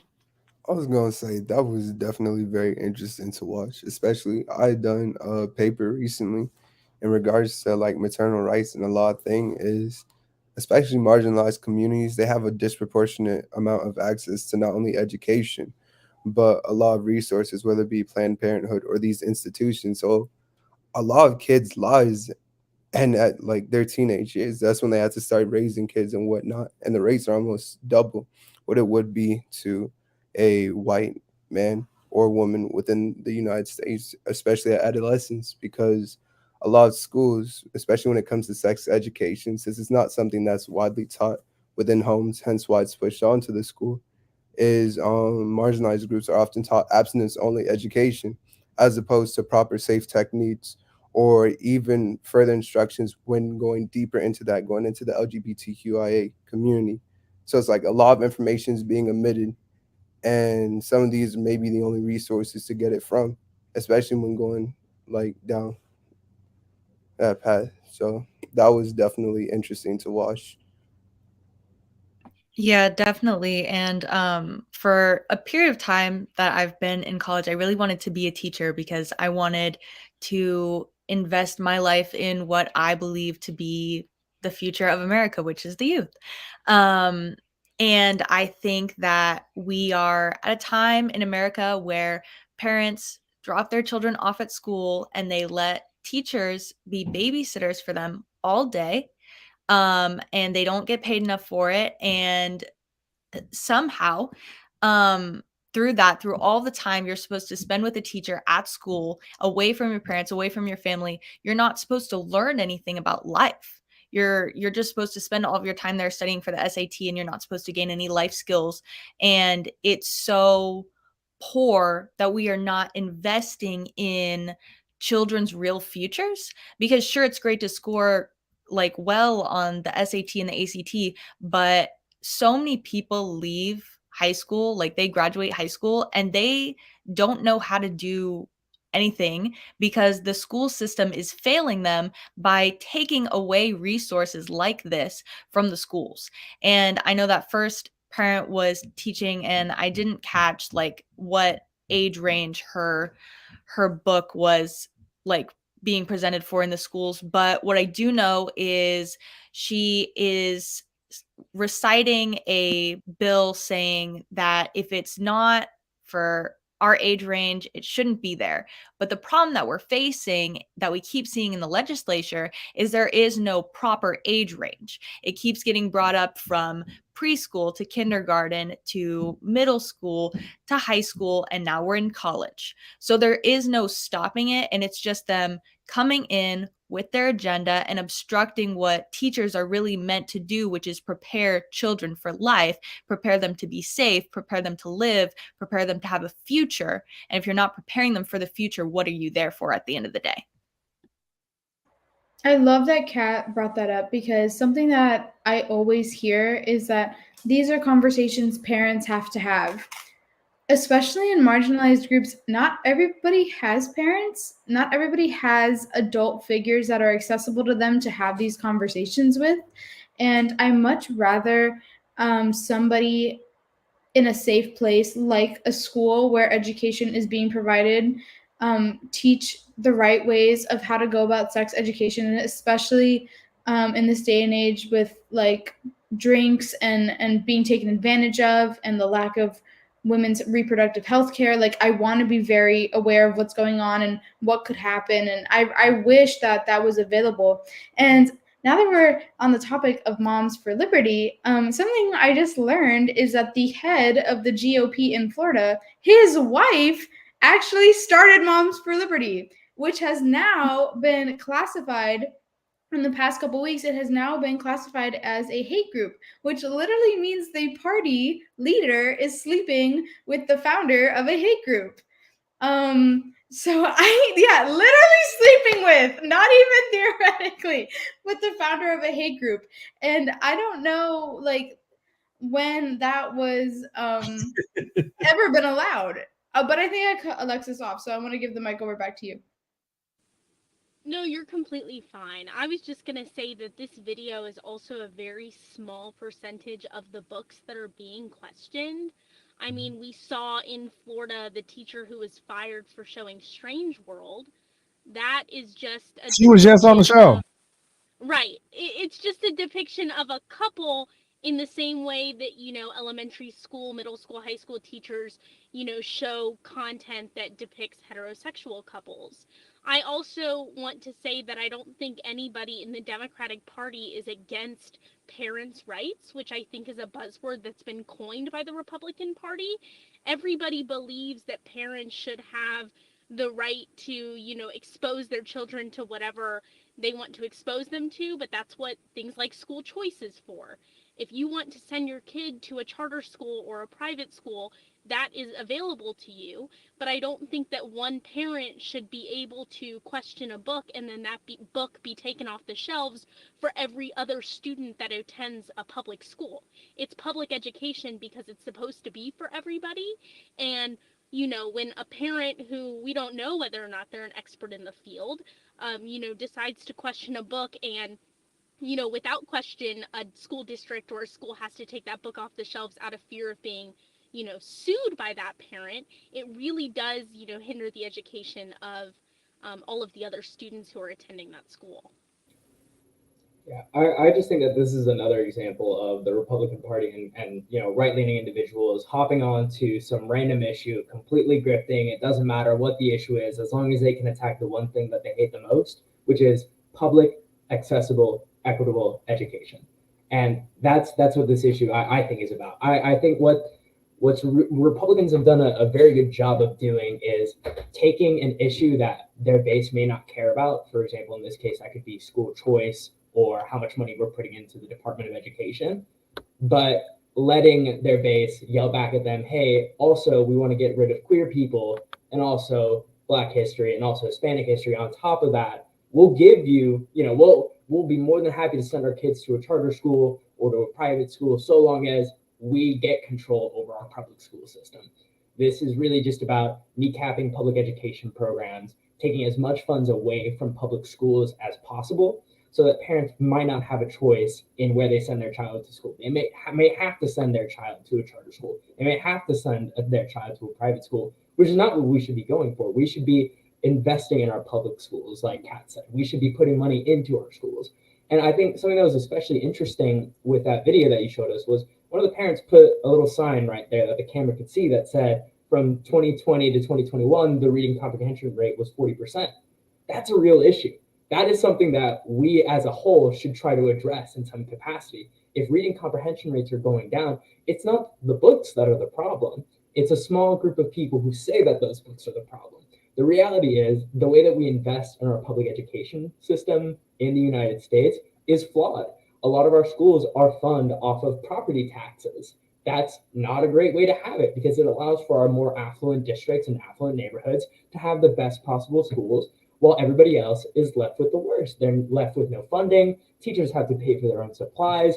And so Republicans have done an excellent job of hopping onto this issue, giving their base whatever they want, and then taking the tattered ashes of our public education system and crying for the Department of Education to be defunded, because that's one of their goals. And we have seen Marjorie Taylor Greene go on live TV and say that she wants to get rid of the Department of Education. That's the end goal, and we need to fight back against that. Something I want to jump in and add, this sort of goes back to what Alexis said about like, what is parents' rights? What does that phrase mean? It certainly doesn't mean parents' rights to choose what their children are seeing in the classrooms, because taking everything out of the classrooms doesn't give parents any ability to choose. There is a quote from John Ehrlichman, who was a Nixon staffer back in the day, and he is on the record saying the following. You want to know what this war on drugs was really all about? The Nixon campaign in 1968 and the Nixon White House after that had two enemies, the anti-war left and black people. You understand what I'm saying? We knew we couldn't make it illegal to be against either the war or to be black, but by getting the public to associate the hippies with marijuana and blacks with heroin and then criminalizing both heavily, we could disrupt those communities. We could arrest their leaders, raid their homes, break up their meetings, and vilify them night after night on the evening news. And so what's happening isn't actually that parents' rights are being protected. What's happening is Republicans are coming up with words telling people they're important, and then people who don't have access to good enough education in the first place to challenge that construction buy into the story. And what happens is the people with the least access to education are victims of this system, wherein we make up the story, say it a whole bunch of times until people start to believe it, because once you hear the same story 10, 15, 20, 50 times, it must be true because you're not hearing it challenged. You can do whatever you want, and you get to take everything away from people. And like at the end of the day, the issue is like parents' rights is a facade. This whole pro-life, whose life? Whose life? Right? So all of these catchphrases that the Republicans come up with are literally just like keywords invented to vilify their opponents to people who don't have access to good enough education to challenge the lies being fed to them. And so I think something that happens a lot is we want to be like, wow, look at these people in these public comments. They sound so dumb the way they're talking about this book. But like at the end of the day, they're victims of this like Republican treachery just as much as the people whose rights are being taken away. And so I feel like that's a really important like sticking point of this that gets understated. And I think it's worth bringing up and focusing on a little bit more. You know, I really do appreciate you saying that, because you know, we're these people are saying, oh, the kids, the children. What about the kids? Oh, we need to protect the kids.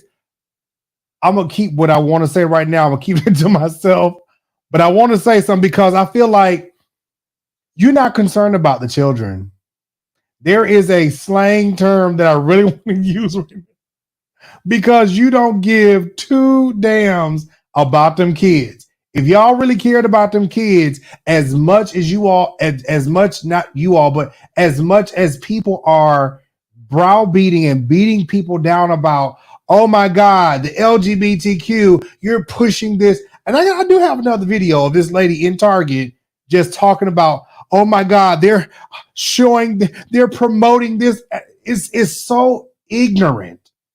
And it's like if you really cared about these children, let's focus on the fact of who is actually the perverse ones that's actually doing harm to the children.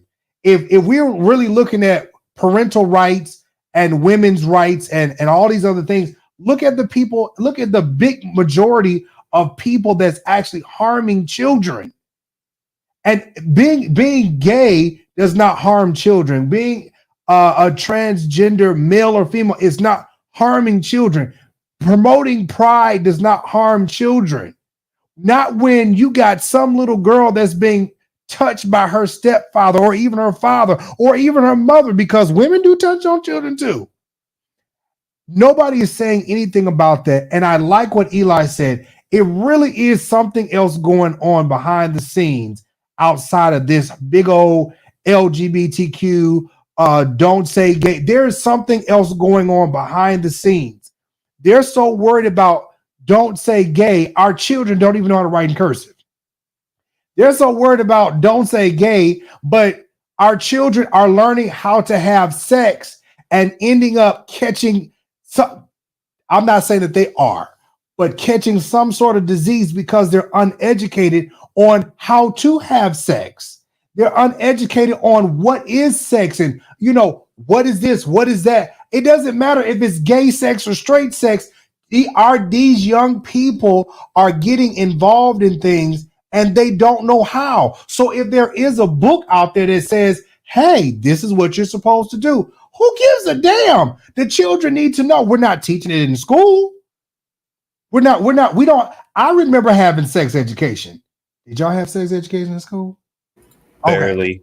I did, but it was abstinence sex education. I was told that if I had sex, I was gonna die. So listen, I was told that too. I didn't have sex till I was 24. I was a virgin till I was 24. And I was told if I had sex, I'm going straight to hell. And I was like, but I guess, I was going to hell because maybe that first time, listen, well, my mom she gave me a different perspective, and she literally just told me, if you think you're mature enough to have sex, you're mature enough to come and tell me and have a conversation about it. If you think you're old enough to be doing that, then you are old enough to go up and buy condoms, and you're old enough to go buy these products you need. And if you want to do that, then let's talk about it. But if you're too scared and you're going to laugh, then you're not old enough. That's how I was raised. But the school system was like, nah, sex or death. No in between. That's crazy. I had a pretty normal sex education. I got the talk from my parents followed up by my school doing it, and it was pretty normal. We didn't get abstinence. We weren't told we were gonna die if we had sex. So I guess I'm very grateful that that's the case for me. But I guess the end road is that eventually everybody's gonna have abstinence only sex education. So I wanted to touch on a point that Andres brought up a couple minutes ago about school of choice and funding public schools. My partner, who I now live with, he actually attended the school that Ron DeSantis visited to sign House Bill 1, which is the school of choice bill. He signed it at a very affluent private school, where the tuition at this private school cost more than my tuition at the University of South Florida. And that school was getting visits by Ivy League recruiters.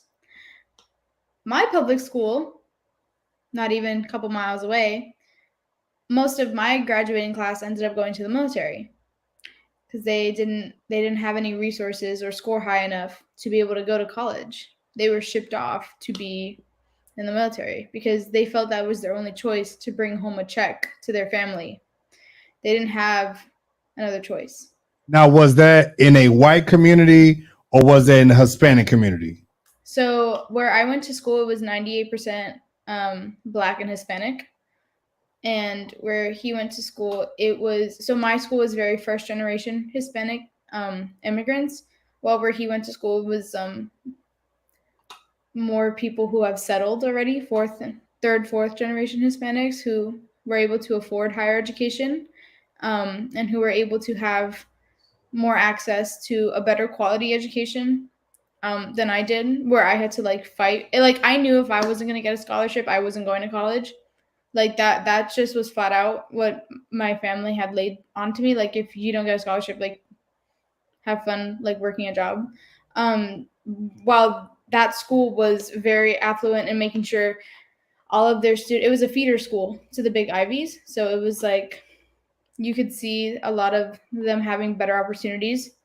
And it was a private school, so they had a lot more privilege than I did in my education.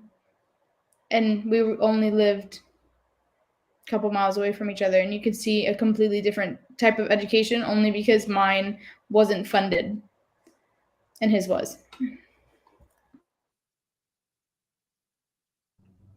I want to say this is kind of where the issue becomes cyclical, and is not only can you see a blatant disconnect between government and school, because I want to say a lot of communities, whether it comes to not voting Democrat or Republican, a lot of times they've been promised things by the Democrat which have just not been fulfilled on. And for the Republicans, they're not educated enough on policies and whatnot. They're just hearing, oh, well, they're going to provide this. We've been told we're going to get this, but that's not happening.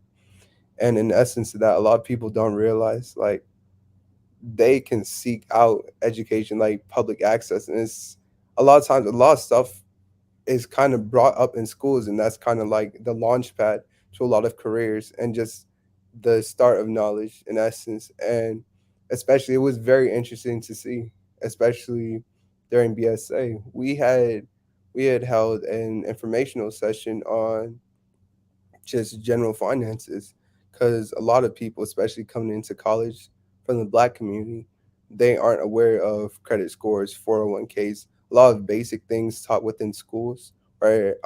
Business classes throughout the school, just a lot of basics and essentials just aren't brought up with them. And they're not always told they can seek this information out on their own through public institutions, because it's like, okay, what have these institutions done for us? And it kind of just repeats, and there seems to be no hope. And that's where it's been, I feel like that needs to change, especially education is power essentially, and the lack thereof robs a lot of people of their power, whether to vote or speak out on things they hold true. I agree with that. I think that, so much stuff needs to be changing with all of this. And so it's like, what should we, and I'm asking these questions, what should we be doing moving forward? How should we be progressively moving forward, especially as the Democratic Party? How should we be doing that?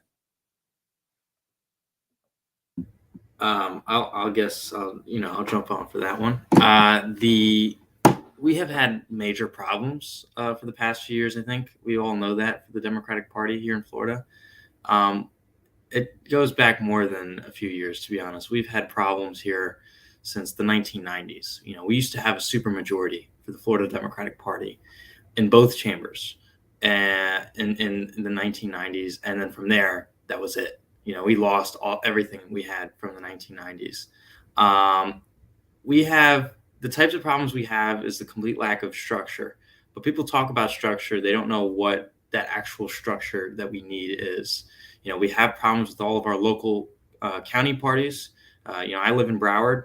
The Broward Democratic Party, I think Logan probably knows this a little bit, is quite a thing, not in a good way.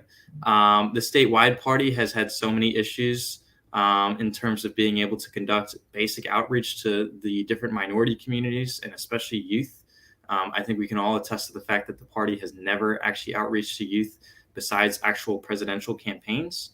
So what essentially happens is the only reason why we won statewide with Obama is because the Obama campaign was real. There was actual structure that was built from that campaign that reinforced the party.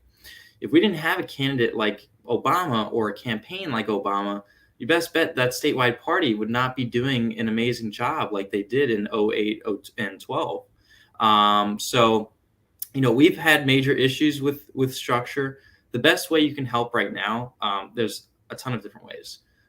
First thing, I have more trust in the statewide party than most of the local county parties as of right now. Obviously, I don't know where all of you live. I highly recommend trying to get more involved with the statewide party as of right now and trickling that down into your county parties and understanding what your county parties look like. You're going to find maybe your county party is amazing. You might find your county party is awful. But we need to make sure we go methodically through these different places and try and reinforce the development that needs to happen for these parties, for these different county parties. So actually outreaching to the party first, because the party is not outreaching to us. It's unfortunate that it has to be that way, but that's the first step that we need to take. So getting yourself involved, and then tons of people will tell you how to help.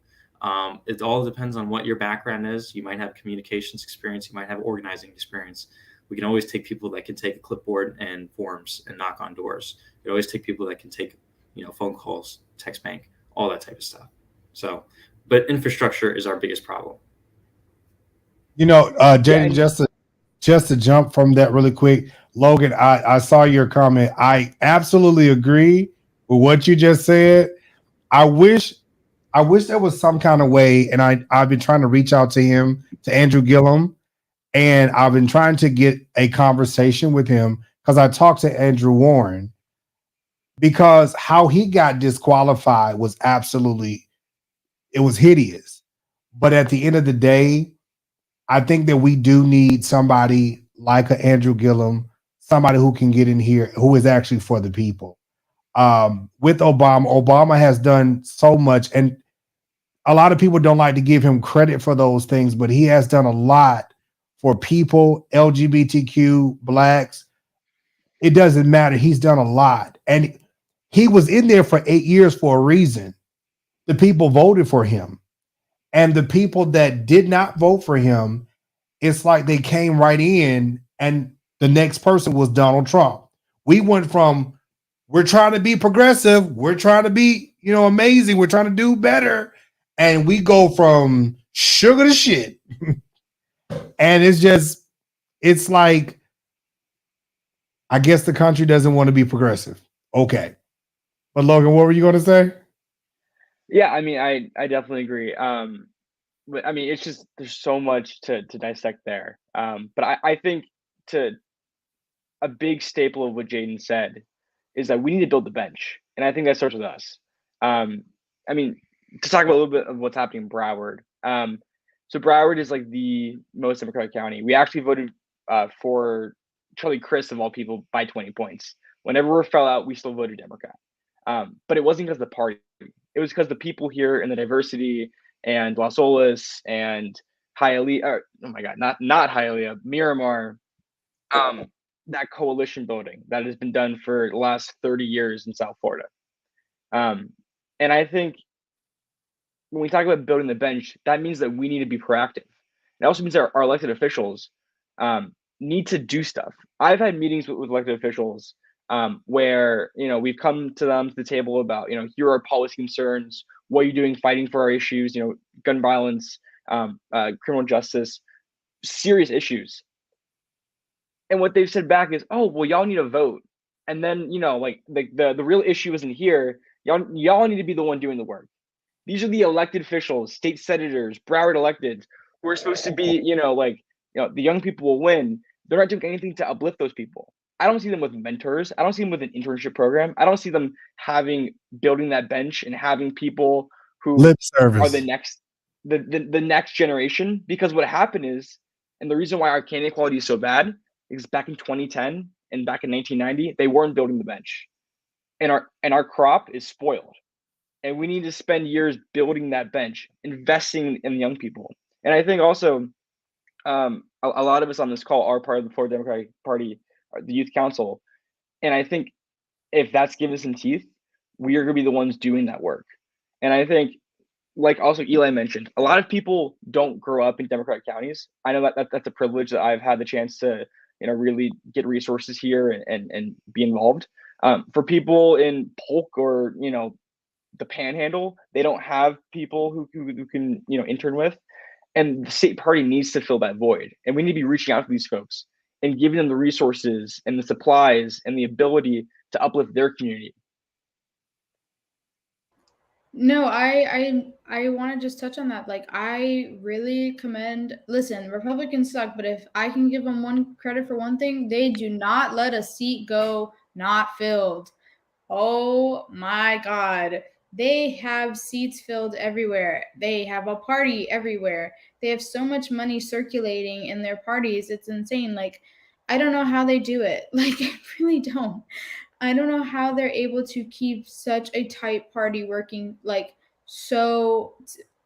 And anywhere in Florida, local, state, national, they have a seat filled. They do not let any opportunity to take power from anyone else go unchallenged.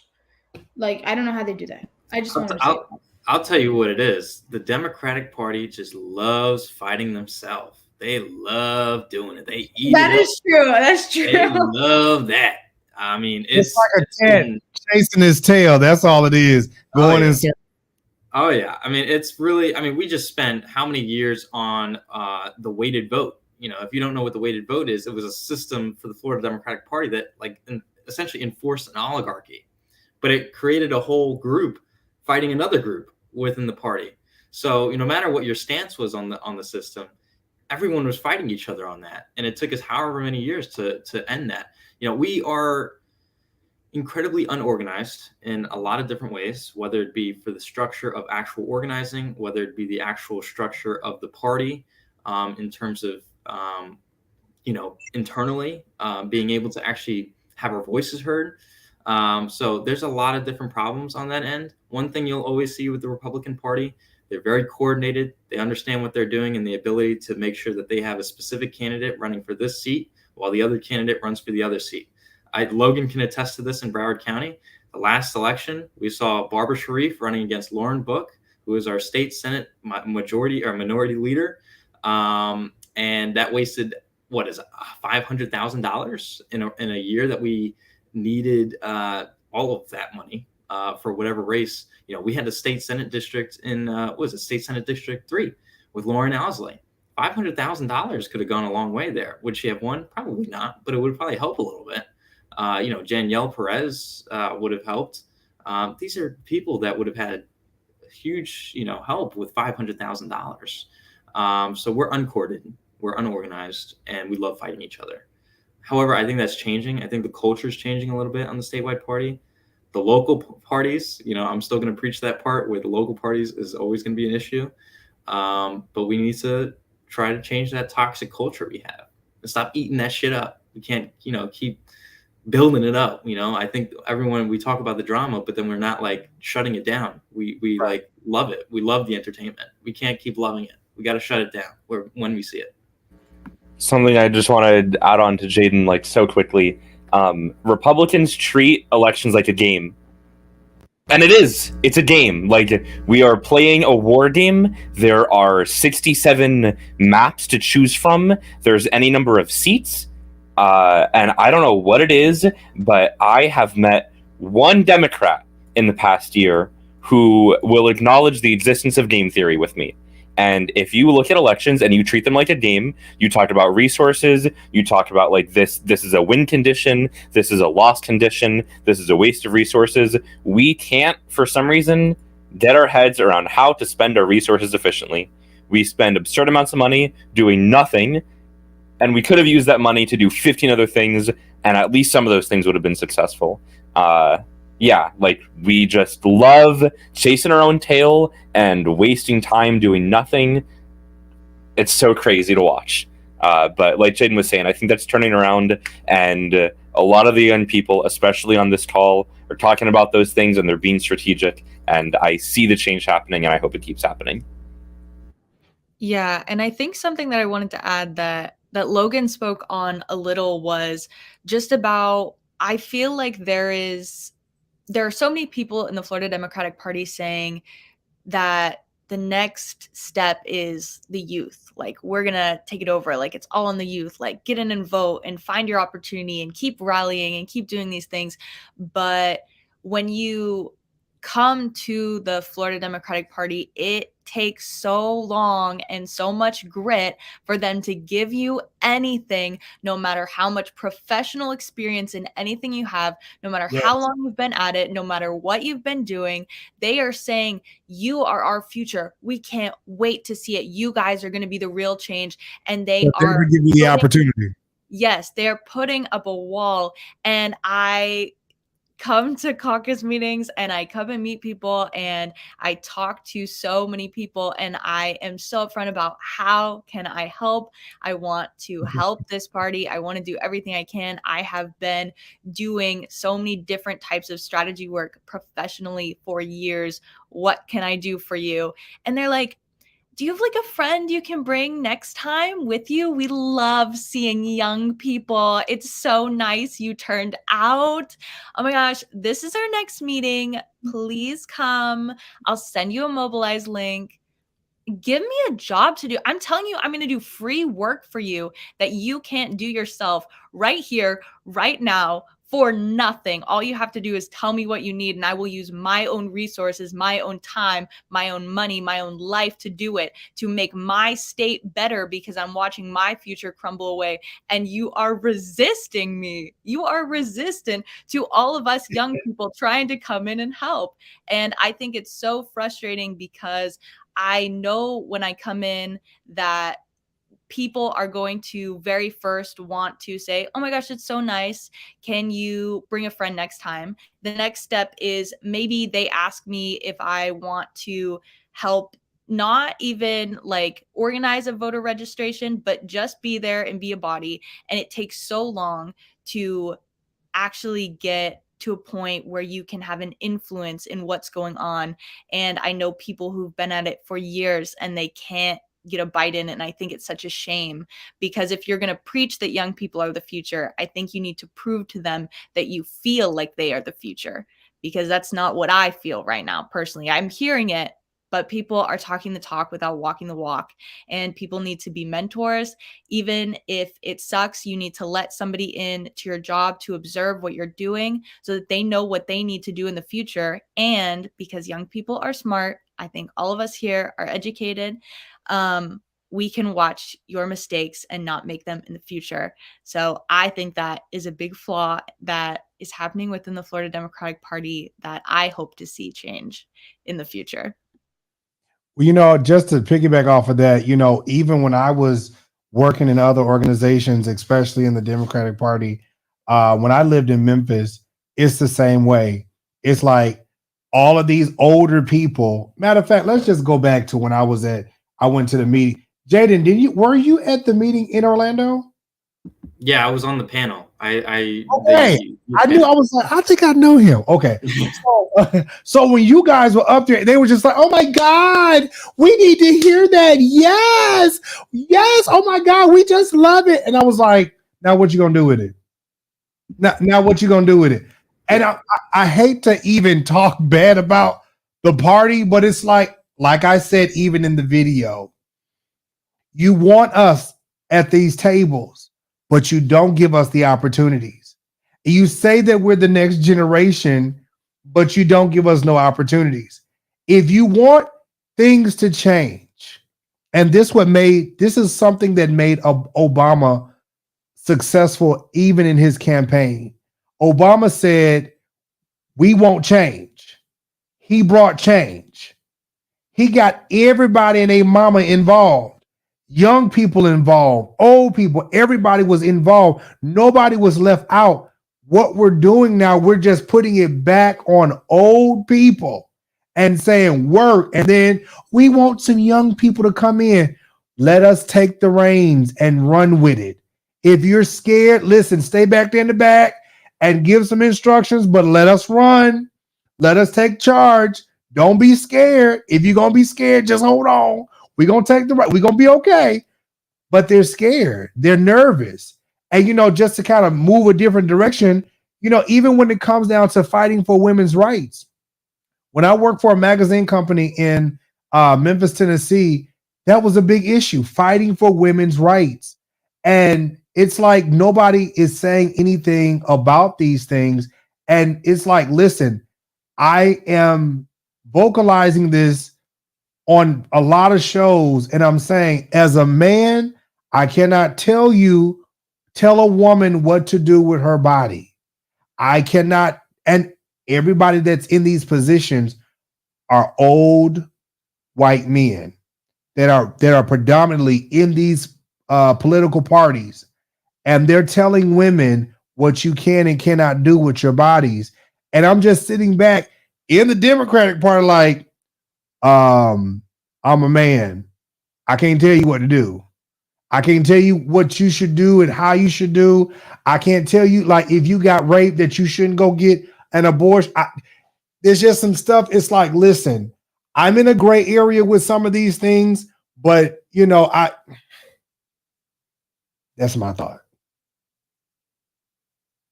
Yeah, I think it is so hard and so frustrating to see like white straight cis man dominated like seats just dictate everything that everybody has to do. And there's not enough voices of enough diversity in those spaces to like be a true representation of what our state or even what our nation should be and what it should look like. And I think it's so frustrating because then at the same time, the white men also don't listen to the diversity. Like, how much money do you spend on people on your staff just to talk to you about something? Consultants, right? That's what we're talking about. You spend so much money on that just to block it out. That's a way. Your money's going down the drain at that point. And people, you're not even flashing the consultants, so they're not even like for show at that point. Like, you're just putting money down the drain. And I think it's such a shame. I think it is nasty. And I will say that that is a problem that doesn't just come like from the Republican Party. It's just something that comes in politics, and it's difficult. And I know earlier you said, like, I don't want to speak bad on the party. I will speak bad where bad needs to be spoken, because the accountability is not always held for anybody in politics. And I think it needs to be, at the end of the day, whether it's something you said you're going to do or whether you're speaking out of your place, let somebody else in. So real quick, I want to refer to one of the questions that I see actually in the comments. I'm reading them as we talk. And Angela Kelly, you touched a little bit about an organization called Turning Point USA, ran by Charlie Kirk and Candace Owens, who uses a group like that to recruit young Black Republicans. And the Democrats do have a big group like that. Actually, one of the things that we're working on right now is connecting high school Democrats to college Democrats to young Democrats to county Democrats. We're slowly trying to make groups like that where we can have that influence, where they're mentored to understand the process better, to be a part of the election committees, to know how to run campaigns at a young age, be involved politically. We're actively trying to make our group, like Jayden said, he's one of, like, I think he's like trailblazing amazingly on how that's going on. We're actively trying to make sure that we have a pathway for young people in activism to be able to have their voices heard, and to recruit people to ensure that young voices are heard. And yeah, I'm glad you like it. I just wanted to bring that up because there is a group. We're just working on making it more public in high schools. It's just a little difficult because of recent legislation where politically active groups can face backlash or they're not allowed on campuses. So it's a little difficult, but we are actively trying to do that. I wanted to touch on that.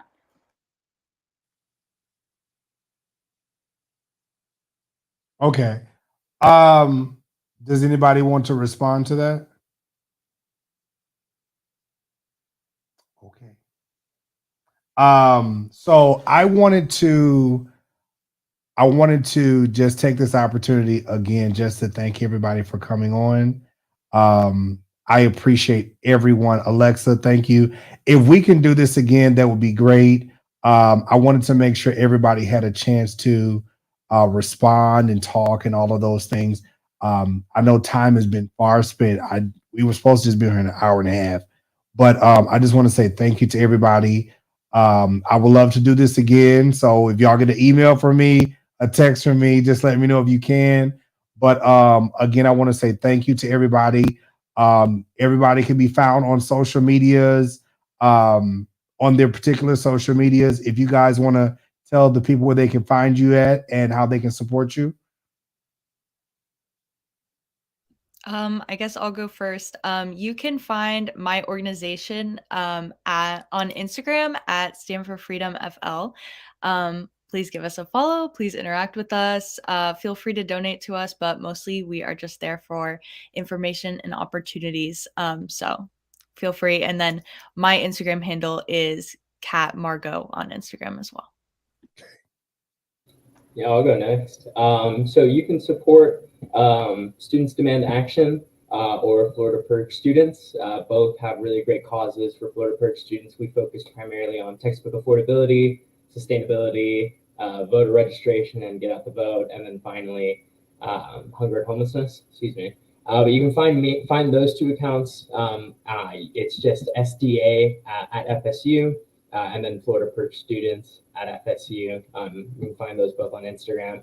I'm also on Instagram. You can follow me at andres.cubillos with 2 L's and an underscore at the end. Interact with all those great groups. Get involved if you can. You can support me by donating to the Florida Democratic Party or volunteering for the Florida Democratic Party.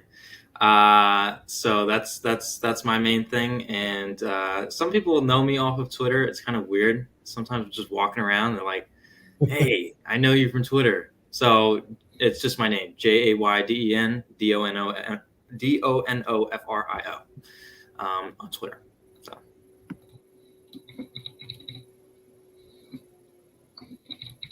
I guess I'll go next. So you can find me at Alexa Matos, Florida. And now that I have a little chance to speak before we leave, please go sign the clean water petitions and putting abortion back on the ballot petitions.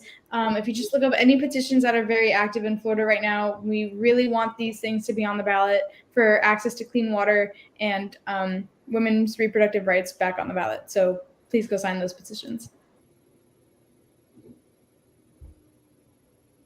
Okay, I think Logan, Nathan, Eli.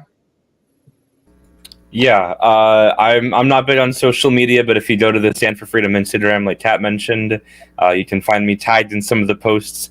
I don't post very often, but if you want to support me, then the best thing you can do is get involved in your local Democratic Party and the state Democratic Party and make your voice heard and demand change within the democratic systems for real change in the future.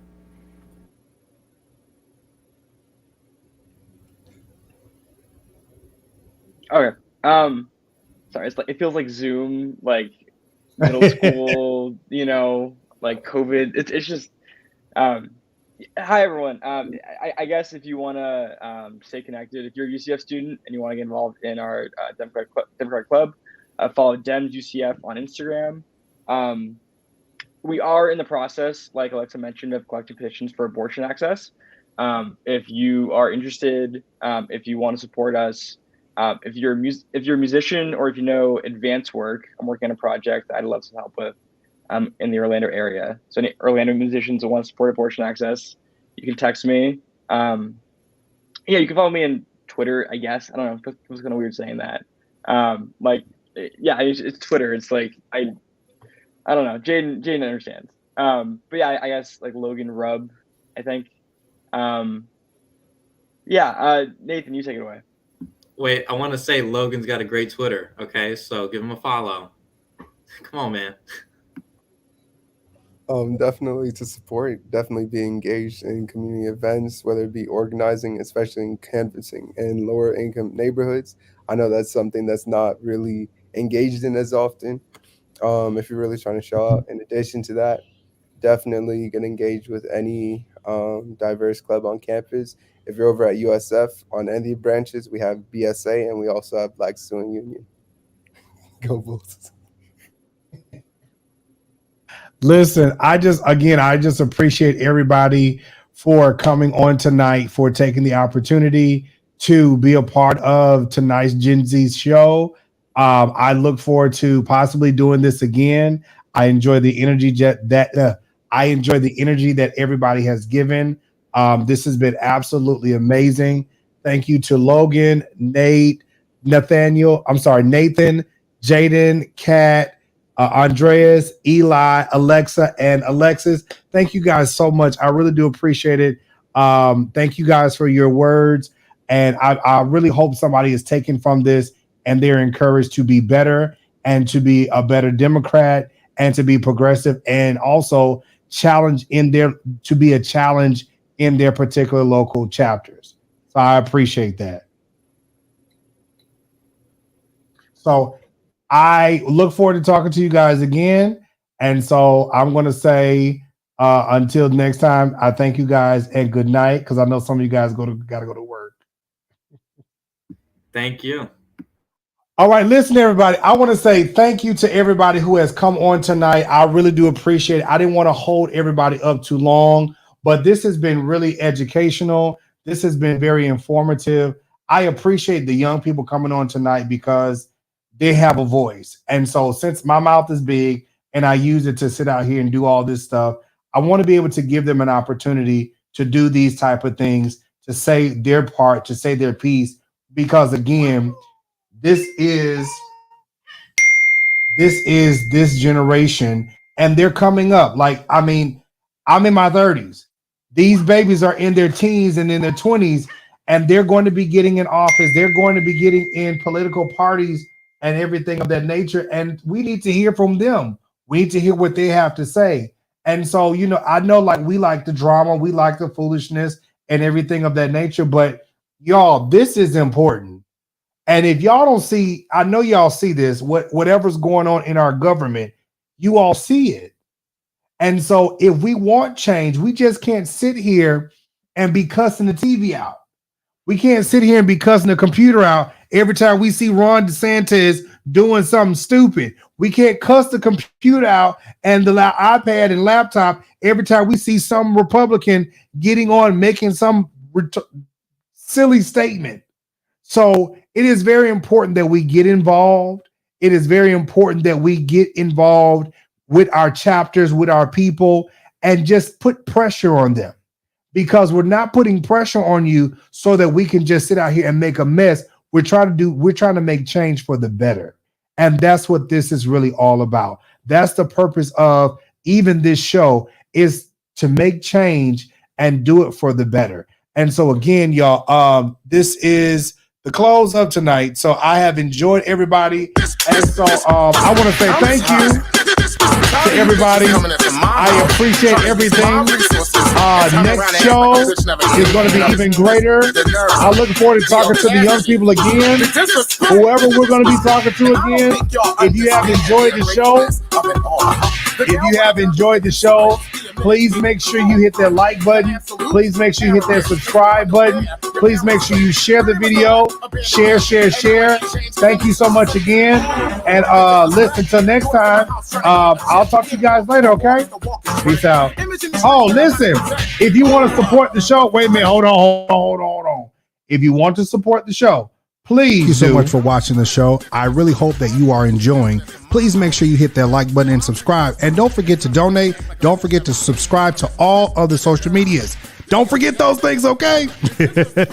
Listen, don't forget to hit that subscribe button. Join us. We would love for you to be a part of us. Hey, while you guys are sitting there, please make sure you hit that like button. Don't forget. Also, while you're sitting there, please make sure you share the video with somebody on all social medias.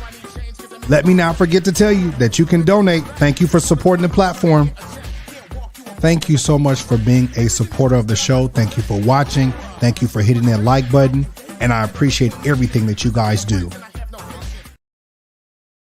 Listen, if you have enjoyed the show, please make sure you go over to the website, www.kingjivesshow, and make sure you subscribe. Make sure you look, there's even a donate button. You can do all that stuff. Listen, until next time, I appreciate you all. It has been fun. I'll see you all probably in the morning. We're going to talk about some stuff, and I'll see you guys later. Peace out. Be good.